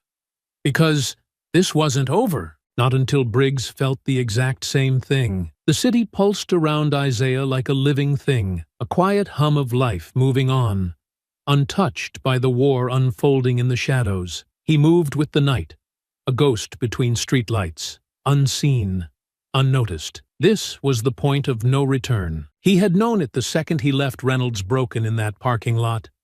He had felt it settle deep in his chest, in the slow, burning calm that had taken root inside him. There would be no redemption. No running, no hiding. The police would figure it out, and they did, faster than he expected. Isaiah had been careful, methodical. But the second Reynolds's condition was reported, the second the department realized this wasn't some random street attack, they had moved fast. The precinct had gone on high alert, and within hours, they had pieced it together. They knew it was him, and that was how Isaiah found himself watching his own house being raided from the shadows. He stood at a safe distance, tucked behind an old industrial building, his hoodie pulled low, his hands in his pockets, his breath slow and measured as red and blue lights flashed against the windows of the place he had once called home. Officers moved in and out, weapons drawn at first, then lowered as it became clear that he wasn't inside. They were too late. Isaiah had abandoned it the moment he knew what had to be done. He had left nothing behind but the furniture, the past, the ghost of the man he used to be. Still, he watched as they tore through it, as they searched, as they called out his name over radios. His name was no longer just a name. It was a target. He should have felt something. Panic, dread, regret. He felt nothing because this was inevitable. Because he had work to do. Then his phone vibrated. He pulled it from his pocket, checked the screen. Ava. His stomach tightened instantly. Isaiah stepped deeper into the shadows before answering, keeping his voice steady. Yeah, but the second she spoke, he knew. Isaiah! He was here, his entire body locked. Ava, he said carefully, his voice dangerously low now. Tell me exactly what happened. Her breathing was uneven, tight, but controlled. He could tell she was pacing, could hear the slight shift of her heels against the hardwood. Briggs showed up at my house, barged in. He was panicking, Isaiah. He was out of his mind. Isaiah's vision blurred with heat. What did he say to you? His grip tightened around the phone. He's losing it, Ava continued, her voice strained, layered with something she rarely let slip. Fear. He said he knows it was you. He kept saying he could feel it. That you were out there watching. That you were coming for him. Good. Isaiah exhaled. Slow. Steady. And what else? She hesitated, just for a second. Then he put a gun to my head, Isaiah. The world stopped. Everything inside Isaiah went still. He said, if I don't tell him where you are, Ava continued, her voice quieter now, controlled but shaking just enough for him to hear it. He's going to kill me first, then come for you. Silence stretched between them, thick, heavy, ready to snap. Then Isaiah closed his eyes, and his voice came out calm, deadly. Where is he now? Ava swallowed. He left. I don't know where he is. Isaiah barely blinked. He knew Ava. Knew her well enough to hear the war waging inside her. You don't have to do this, she finally said, her voice steady but pleading. I already told you the police are on you. Your house is gone, Isaiah. It's a crime scene now. They're going to find any loose thread they can to pin you down. If you stop now, Ava, his voice cut through the air, sharp, unyielding.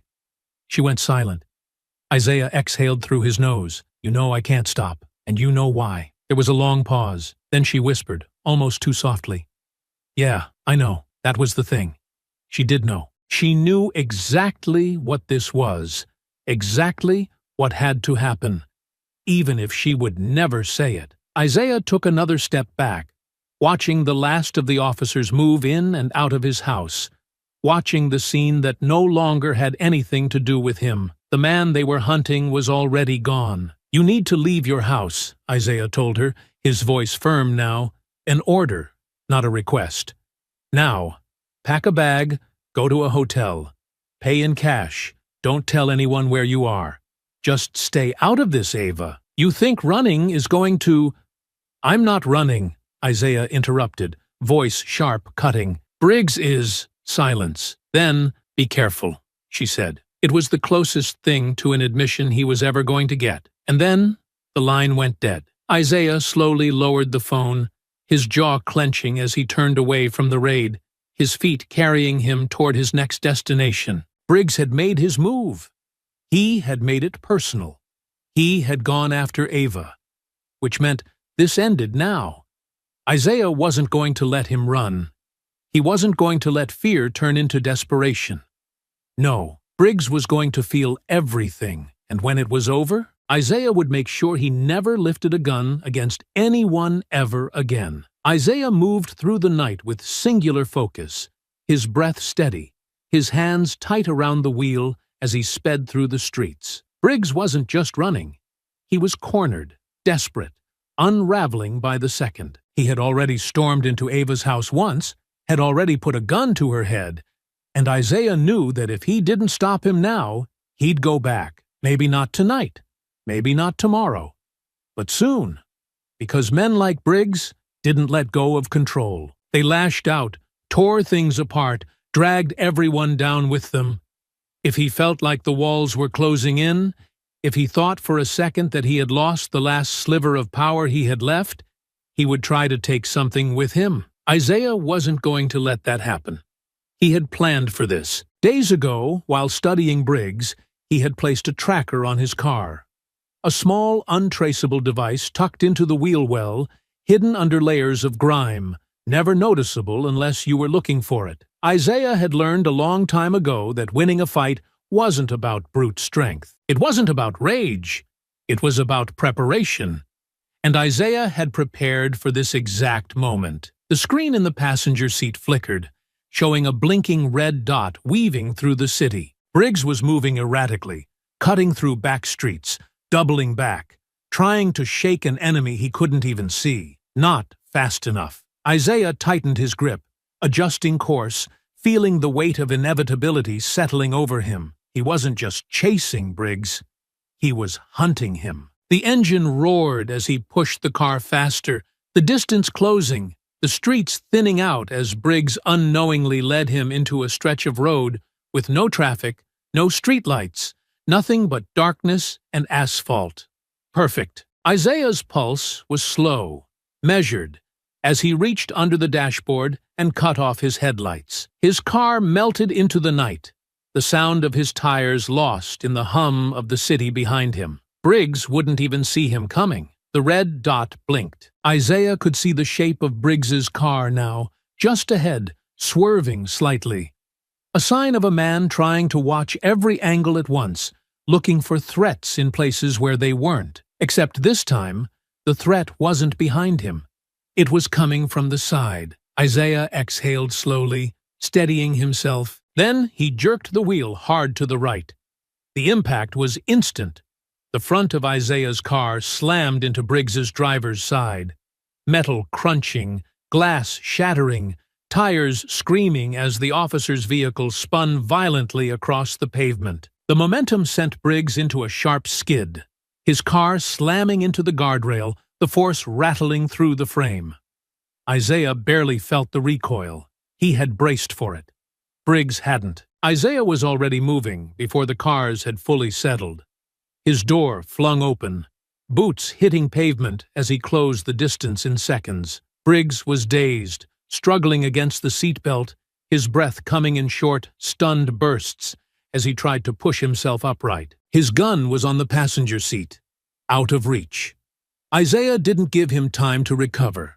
He ripped the driver's side door open, grabbed Briggs by the collar, and yanked him out of the wreckage. The officer hit the pavement hard, coughing, struggling, his hands grasping at nothing as he tried to orient himself. And then Isaiah saw it, the fear. Briggs's eyes were wide, wild, a man completely out of his depth, a man who had never felt powerless until now. Isaiah stepped forward, the weight of the night pressing in around them, his shadow stretching over Briggs's shaking form. The officer blinked up at him, dazed, his mouth opening like he wanted to speak, to reason, to say anything that might save him. Isaiah didn't let him. His fist slammed into Briggs's face, the impact snapping his head to the side.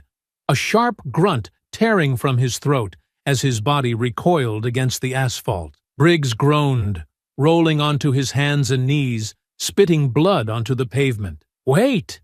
he gasped, his voice shaking. Isaiah's boot crashed into his ribs, sending him sprawling back onto his side, his breath hitching in a choked wheeze. "You weren't waiting when Malcolm was begging, were you?" Isaiah's voice was low, even, dangerous. Briggs coughed violently, one hand clutching his ribs, the other lifting weakly as if to ward off the next blow. I didn't have a choice," he panted. Isaiah's laugh was cold. "No," he said. "Now you don't have a choice." Briggs's breath came faster, panic leaking into every trembling limb, his body instinctively trying back to fight, but it was useless. Isaiah grabbed him by the collar again, dragging him to his knees, forcing him to look up. And in that moment, Briggs knew. This was it. There was no badge to protect him, no backup coming, no system to twist reality in his favor. Isaiah had him. And before this was over, Briggs would feel everything Malcolm had felt. The fight had just begun. Briggs coughed violently, his body trembling as he tried to push himself off the pavement, his breath wheezing from the impact of the last blow. Blood dripped from his split lip, pooling beneath him, staining the ground like a slow-moving reminder of everything he had done. of every life he had ruined under the protection of his badge. His hands clawed at the asphalt, his arms shaking with the effort of lifting his own weight. But Isaiah wasn't finished. Not yet. The second Briggs shifted. Isaiah's boot slammed into his ribs again, sending him rolling onto his back with a pained gasp. He was coughing blood now, the sound wet and broken. But Isaiah didn't care. "You like to throw people around, don't you?" Isaiah's voice was low, even, each word deliberate as he stepped closer, his shadow stretching over Briggs's battered form. "You like making people beg. You like watching them squirm, knowing they can't do a damn thing to stop you." His breathing was controlled, but his hands were clenched, his knuckles still warm with the officer's blood. "How does it feel now, Briggs?" He crouched low, grabbing the front of Briggs's shirt, forcing him to look up. "How does it feel, knowing there's nobody coming to save you?" Briggs let out a ragged breath, his eyes flickering with something Isaiah had never seen in them before. Real, honest fear. But then, even through the trembling, even through the blood leaking from his nose and the swelling already forming around his eye, the bastard smiled. "You think this changes anything?" he rasped, his voice hoarse but dripping with arrogance. "You think taking me down makes you a man? You're just another angry thug looking for a fight, just like your brother was." Isaiah saw red. His fist collided with Briggs's jaw, the impact sharp and brutal, sending the officer's head snapping to the side. He grunted, choking on his own blood. But Isaiah didn't stop. His hands locked onto Briggs's collar again, yanking him forward before slamming him back against the pavement. "Say his name," Isaiah growled. Briggs coughed, his body twitching in pain. "Say his name, you racist lowlife." Briggs let out a weak, bitter chuckle, his blood-stained teeth flashing through the swelling. "You're really gonna stand here and cry about your brother? That mouthy criminal had it coming. You know it. I know it. Your sister probably knows it too." His smirk twisted, even as his face twitched in agony. "Bet she's real proud of you now, huh? Watching you turn into exactly what they think we are." Isaiah didn't hesitate. His fist slammed down again, and again, and again. The rage that had been simmering, controlled, calculated, restrained for so long, finally snapped its chains. He let it take him. Briggs grunted with every impact, his body convulsing under the force of each hit, his blood splattering onto the pavement, onto Isaiah's knuckles, onto the ground like a slow rain. He tried to lift his arms, tried to shield his face, but Isaiah wasn't giving him an inch. "You don't get to talk about my sister," Isaiah snarled, his breath coming fast, his heart hammering against his ribs. "You don't get to talk about Malcolm. You don't get to say his name.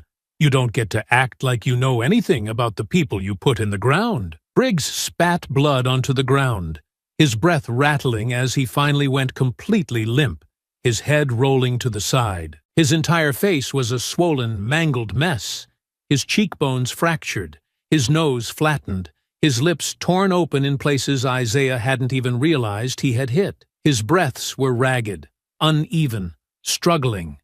But still, he laughed. It was weak, broken, nothing more than a bubbling sound through bloody teeth, but the arrogance still lingered beneath it. "You think you win this?"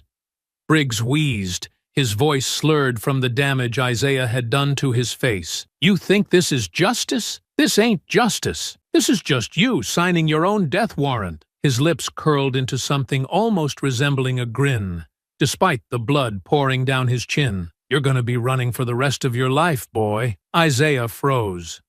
That word, that one word, the same one Briggs had used when he had Malcolm on the ground, when he had been pinning him down, handcuffing him like he wasn't even human. The same word Isaiah had heard his whole life. The one that had always meant one thing: "You are beneath me." Briggs had never been afraid of him. Not really, because men like him never thought they could lose. Even now, beaten, bleeding, broken on the pavement, he still thought he was above Isaiah. Isaiah's jaw clenched, his breath steadying. He already knew what Briggs was saying was true. There was no going back. The police would be after him until they had him in cuffs, or until they put a bullet in his back. No matter how much they had protected Briggs, no matter how many crimes they had covered up for him, they would never let Isaiah get away with this. He had known it from the second Malcolm hit the ground. He had known it from the second he decided that justice wasn't enough. He wasn't leaving this night as a free man, but neither was Briggs. Isaiah let out a slow exhale, his mind clearing. The rage was still there, but it wasn't reckless anymore. It was something else now, finality. Briggs lay sprawled across the pavement, his breath coming in short, ragged bursts, his body limp, broken, struggling against the weight of everything Isaiah had done to him. Blood painted his face, streaking down his swollen cheeks, pooling at the corners of his mouth, his teeth stained red with the price of his arrogance. His hands twitched weakly at his sides, his body trying to push back, to rise, to resist. But there was nothing left in him now. No power, no control, no smirk, no sneer, no easy lies to shield him. Just fear. Isaiah stood over him, fists still clenched, breath still slow, but the fire inside him had not burned out. Not yet. The rage was there, steady, waiting, whispering to him, telling him to finish it. It would be easy. One movement, one final strike. He could end it here, right now. And no one would mourn him. No one would fight to avenge him.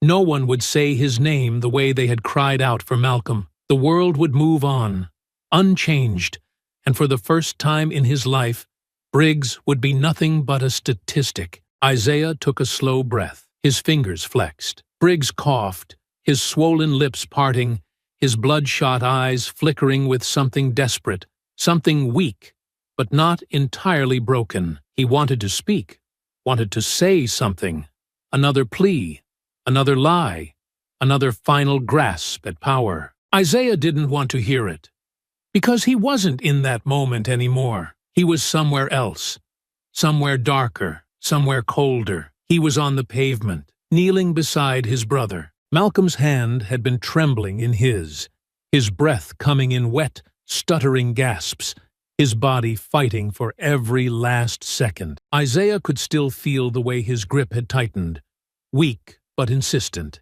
his eyes locking onto his own, desperate to keep him there, desperate to make sure that he heard him. Don't let them get away with it. Isaiah had sworn that he wouldn't.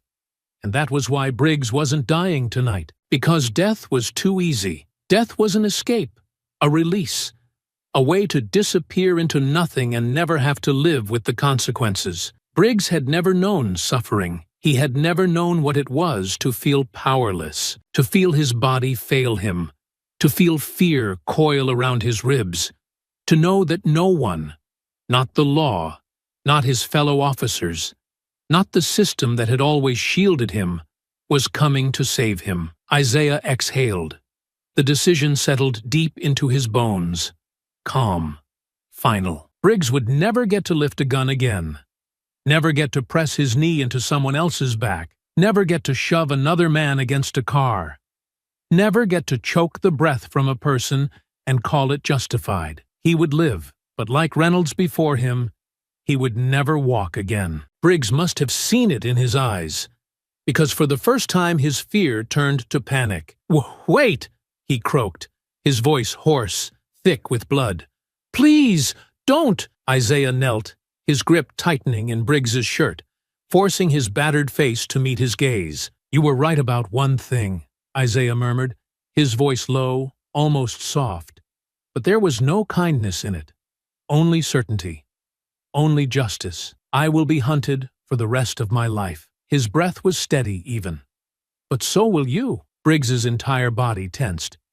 Isaiah didn't hesitate. His hands moved with precision, the kind of brutal, practiced expertise only a soldier could have, the kind of skill that didn't just break a body, but left it trapped inside itself, conscious, aware, breathing, but useless. Briggs let out a sharp gasp as Isaiah's fingers pressed deep into the base of his spine, the exact spot where the nerves were most vulnerable. His body seized violently, his back arching for half a second, his muscles locking in place before everything went completely still. Isaiah let go. Briggs collapsed. His chest still rose and fell, his breath still came, but his legs did not move. His arms twitched once, a weak, feeble movement, before they too fell limp against the ground. Briggs's mouth opened.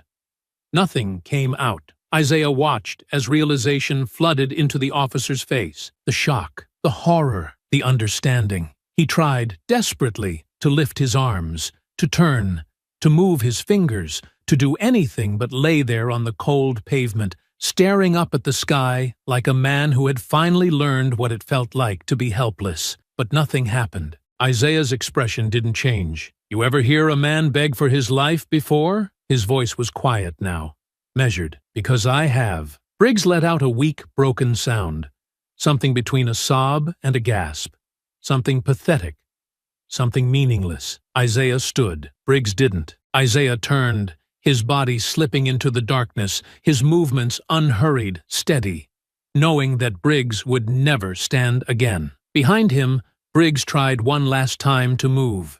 His fingers twitched, his chest shuddered, his lips parted, maybe to call for help, maybe to beg, maybe just to scream. Nothing. Isaiah didn't look back. Isaiah kept walking, his breath steady, his hands loose at his sides, his fate already sealed. The police would come for him, the system would hunt him, the weight of what he had done would never leave him. But Malcolm's voice echoed in his head, steady, certain, a reminder of why he had done this in the first place. Don't let them get away with it. And he hadn't. Briggs would never hurt anyone again. The city was alive with flashing lights, the distant wail of sirens splitting through the night, the police scrambling, hunting, trying to contain the chaos that Isaiah had unleashed. He stayed to the shadows, moving with precision, slipping through alleys, avoiding cameras, keeping his head low. The hunt was already underway. Briggs and Reynolds were both out of commission, paralyzed, useless, and every officer in the city would be out for blood. The force would not take this as a loss. They would take it as war. Isaiah had taken down 2 of their own, had left them broken and helpless, had made them feel something they had never felt before, powerless. And now, the weight of that humiliation would turn every badge into a target aimed at his back. He had expected it. What he hadn't expected was Ava being caught up in it. Briggs had made that decision for him when he had forced his way into her house, put a gun to her head, tried to use her as leverage. That was the one thing Isaiah had never wanted. Malcolm was already gone, buried under the weight of a system that had stolen his last breath and called it justice. Ava was the only thing left. And now, she was in the crossfire because of him. Isaiah clenched his jaw as he slipped into the back entrance of a quiet apartment building, moving swiftly through the stairwell, climbing 2 steps at a time, his breath steady despite the burn in his legs. The walls here were thin, the air stale with cigarette smoke and something old and forgotten, the dim glow of hallway lights barely cutting through the darkness. But it was safe, for now. He reached the door at the end of the hall, knocked once, a pause. Then the lock slid open. The door cracked just enough for him to see Ava's tired, knowing eyes staring back at him. She didn't speak. She just stepped aside, letting him in. Isaiah moved past her, feeling the weight of everything pressing down on him as he stood in the small, quiet space. It was a temporary place, not her home. She had already abandoned that the second Briggs showed up at her door. A suitcase sat by the couch, half-zipped, papers stacked neatly beside it. Always prepared, always 10 steps ahead. He turned to face her, meeting her gaze. "I'm sorry," he said quietly. Ava didn't react, didn't flinch, didn't try to interrupt. She just crossed her arms, exhaled slowly, waiting for him to say what they both already knew. "This wasn't supposed to touch you," he continued, his voice low, steady, but heavy with something deeper. "I knew what I was doing. I knew what was going to happen to me. But I didn't want you to get dragged into it." I didn't want them looking at you the way they're looking at me now, Ava scoffed, shaking her head, a humorless, bitter sound slipping from her lips. You think this is the first time they've looked at me like that? She leaned against the counter, arms still crossed, her expression unreadable. You think because I wear a suit and argue in court instead of throwing punches in the street that they respect me? That they don't see me the same way they saw Malcolm? The same way they see you? Isaiah didn't answer, because she was right. She sighed, looking down at the floor for a moment before meeting his gaze again. You did what you had to do, and I can handle myself. He exhaled through his nose, glancing at the stack of legal documents on the table, at the unopened letters, at the weight of everything she was carrying because of him. Doesn't mean I don't regret it. Ava tilted her head, studying him carefully. Do you? Isaiah didn't answer right away.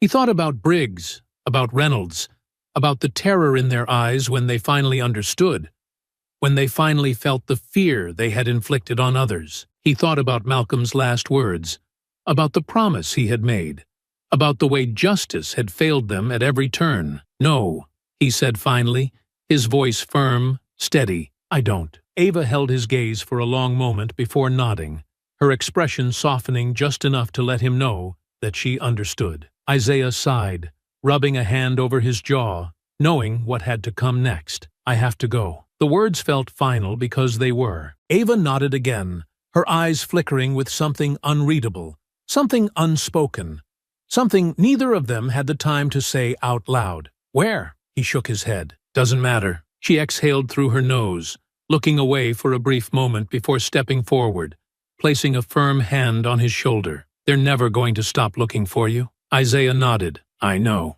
They're going to spin this however they want. Make you the monster. Make you public enemy number one. I know. Ava's fingers curled slightly against the fabric of his jacket, her voice dropping lower, more serious. Isaiah, if you ever need... He shook his head before she could finish. I don't want you waiting for a call that isn't coming. He forced himself to hold her gaze, to let her see the truth in his eyes. I need you to be okay. You're the only thing left, Ava. Her jaw tightened, but she nodded. Then go. Isaiah inhaled slowly, taking in the moment, the last piece of home he had left. He stepped back, gave her one last look, and then he turned, disappearing through the door without another word. He didn't look back.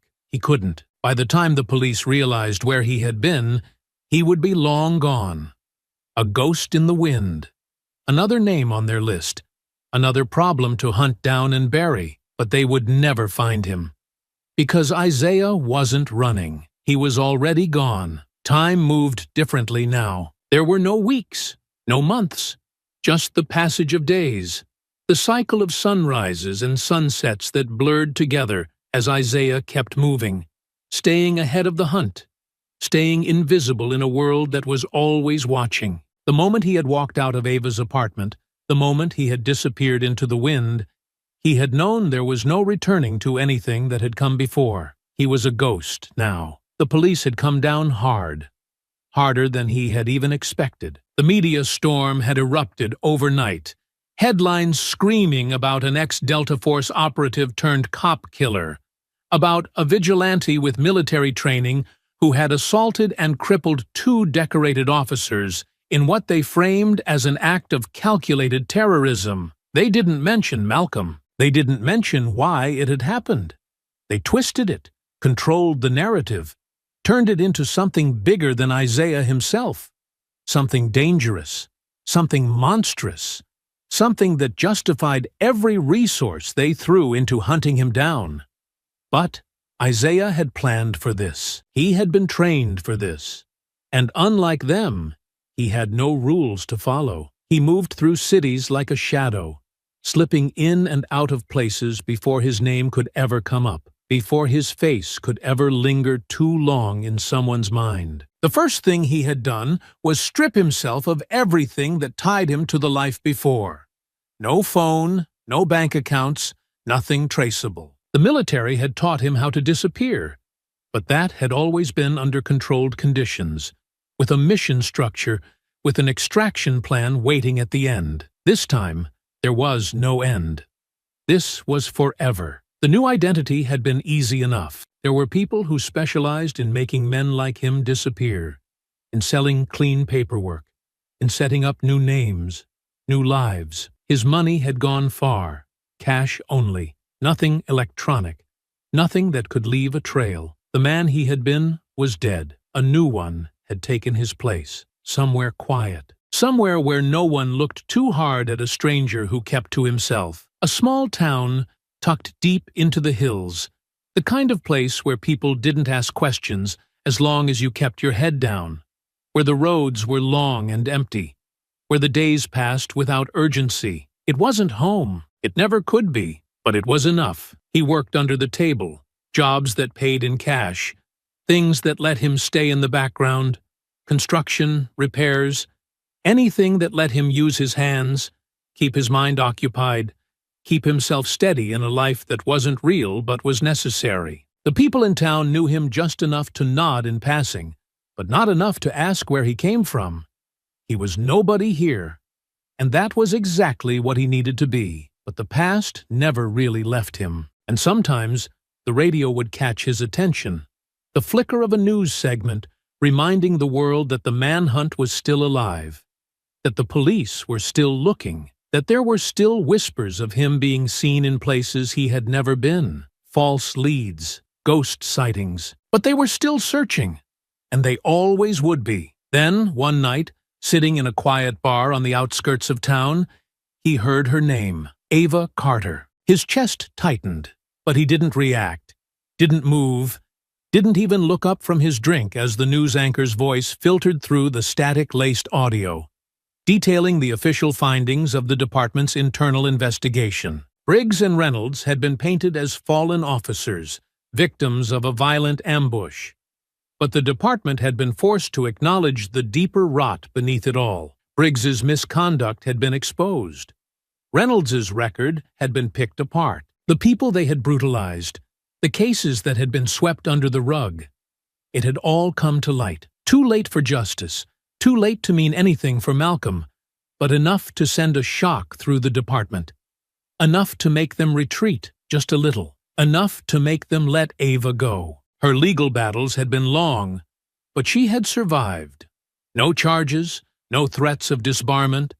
She had been questioned, harassed, followed, but in the end, they had nothing on her, because she hadn't done anything. She had just been his sister, and that wasn't a crime. The news report moved on, shifting to another headline, and Isaiah finally let himself breathe. She was safe. She was free. That was all he had wanted. He finished his drink, left a few bills on the counter, and walked out into the night, his breath curling in the cold air as he made his way back toward his rented room on the edge of town. His life had become quiet now, his days bleeding into one another, time moving in ways that didn't feel real. But that was the price of disappearing, the only price that mattered, because Malcolm had asked him for one thing before he died. Don't let them get away with it, and they hadn't. Reynolds and Briggs would never hurt anyone again. And Isaiah Carter? Isaiah Carter was just a ghost now, another name lost to the world. And that was how it had to be. The sky was overcast, the kind of gray that stretched endlessly, muted and heavy. The clouds thick with the weight of something that never quite became rain. The cemetery was quiet, tucked away on the outskirts of the city, far enough from the noise, from the world that had kept moving, from the people who had forgotten what was buried here. But Isaiah hadn't forgotten. He stood at the edge of the path, his hands in his pockets, his breath slow and measured, his heartbeat steady despite the way his chest felt tight, despite the way his feet felt heavier the closer he got. 1 year. It had been 1 year since he had last seen Malcolm's face, 1 year since he had felt his brother's hand gripping his own, 1 year since that last breath, those last words, that final promise that had set everything in motion. Don't let them get away with it. He hadn't, but it had cost him everything. He took the last few steps, the wind cold against his skin, his jaw tight as his eyes fell on the headstone. Malcolm Carter, beloved son, devoted brother, taken too soon. Isaiah swallowed hard, his throat burning, the pressure building in his chest until it cracked. until his knees hit the ground, until his hands pressed against the earth, like he was trying to pull Malcolm back from the other side. The grief hit him in waves, slow at first, then sharp, then crushing, the kind of pain that didn't fade, that only learned how to settle deeper. His shoulders shook, his breath hitched, and for the first time in a long time, he let himself break. "I'm sorry," he whispered, his voice hoarse, raw, the weight of the past year pressing down on him all at once. "I tried, Malcolm. I did everything I could.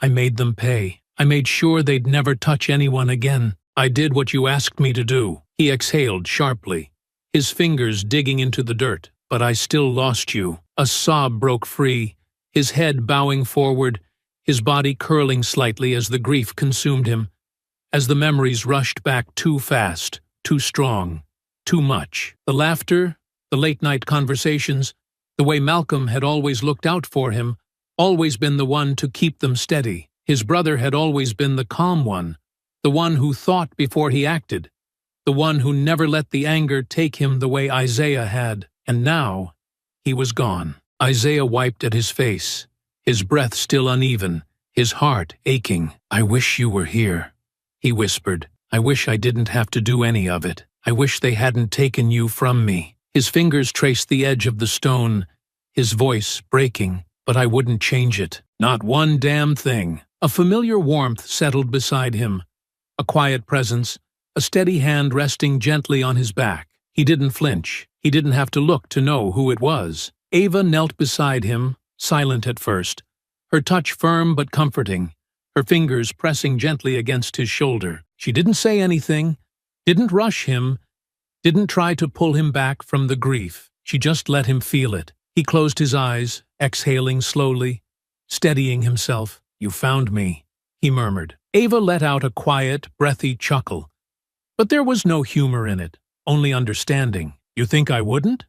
Isaiah sniffed, shaking his head slightly. "Didn't know if I'd ever see you again." Ava's grip on his shoulder tightened for a moment before she finally spoke. "You needed time," she said simply, "and I knew where to find you when you were ready." Isaiah swallowed, nodding, his fingers still pressed into the earth, still trying to ground himself in something real. He turned slightly, finally looking at her. She looked good, stronger, tired, maybe, but steady in a way that told him she had made it through the storm. He let out a slow breath. "Are you happy?" Ava tilted her head slightly, considering the question. "Happiness is complicated," she admitted, "but I'm okay." "That's enough for now," Isaiah nodded, staring at Malcolm's name carved into the stone. "That's all I wanted." Ava shifted closer, her voice softer now. "And what about you?" Isaiah let the question settle, let himself feel the weight of it. He had spent the past year running, rebuilding, disappearing. He had no home, no future, no real past anymore. Just a life that kept moving. Just another name, another face that didn't exist in any system. But he was alive, and so was she. He turned back to her, his expression calmer now. "I'll be okay." She studied him for a long moment, searching his face, then nodded. "I know." He exhaled, the tension easing just slightly, and then, for the first time in a year, he pulled her into an embrace. Ava let out a quiet breath against his shoulder, her arms tightening around him, her grip solid, real, grounding. The weight of everything they had lost and everything they had survived lingered between them, but they were still here, together. When they finally pulled back, Isaiah let out a small, almost reluctant chuckle. "I know I can't stay." Ava nodded, her gaze unwavering. "But you can always find me." A small smile flickered at the corner of his lips. "And you can always find me." Ava smirked, shaking her head slightly. "That part's a little harder. You are pretty damn good at disappearing." Isaiah exhaled, glancing at the grave once more before finally pushing himself to his feet. Ava followed, brushing dirt from her hands, her expression unreadable but warm. There were no goodbyes.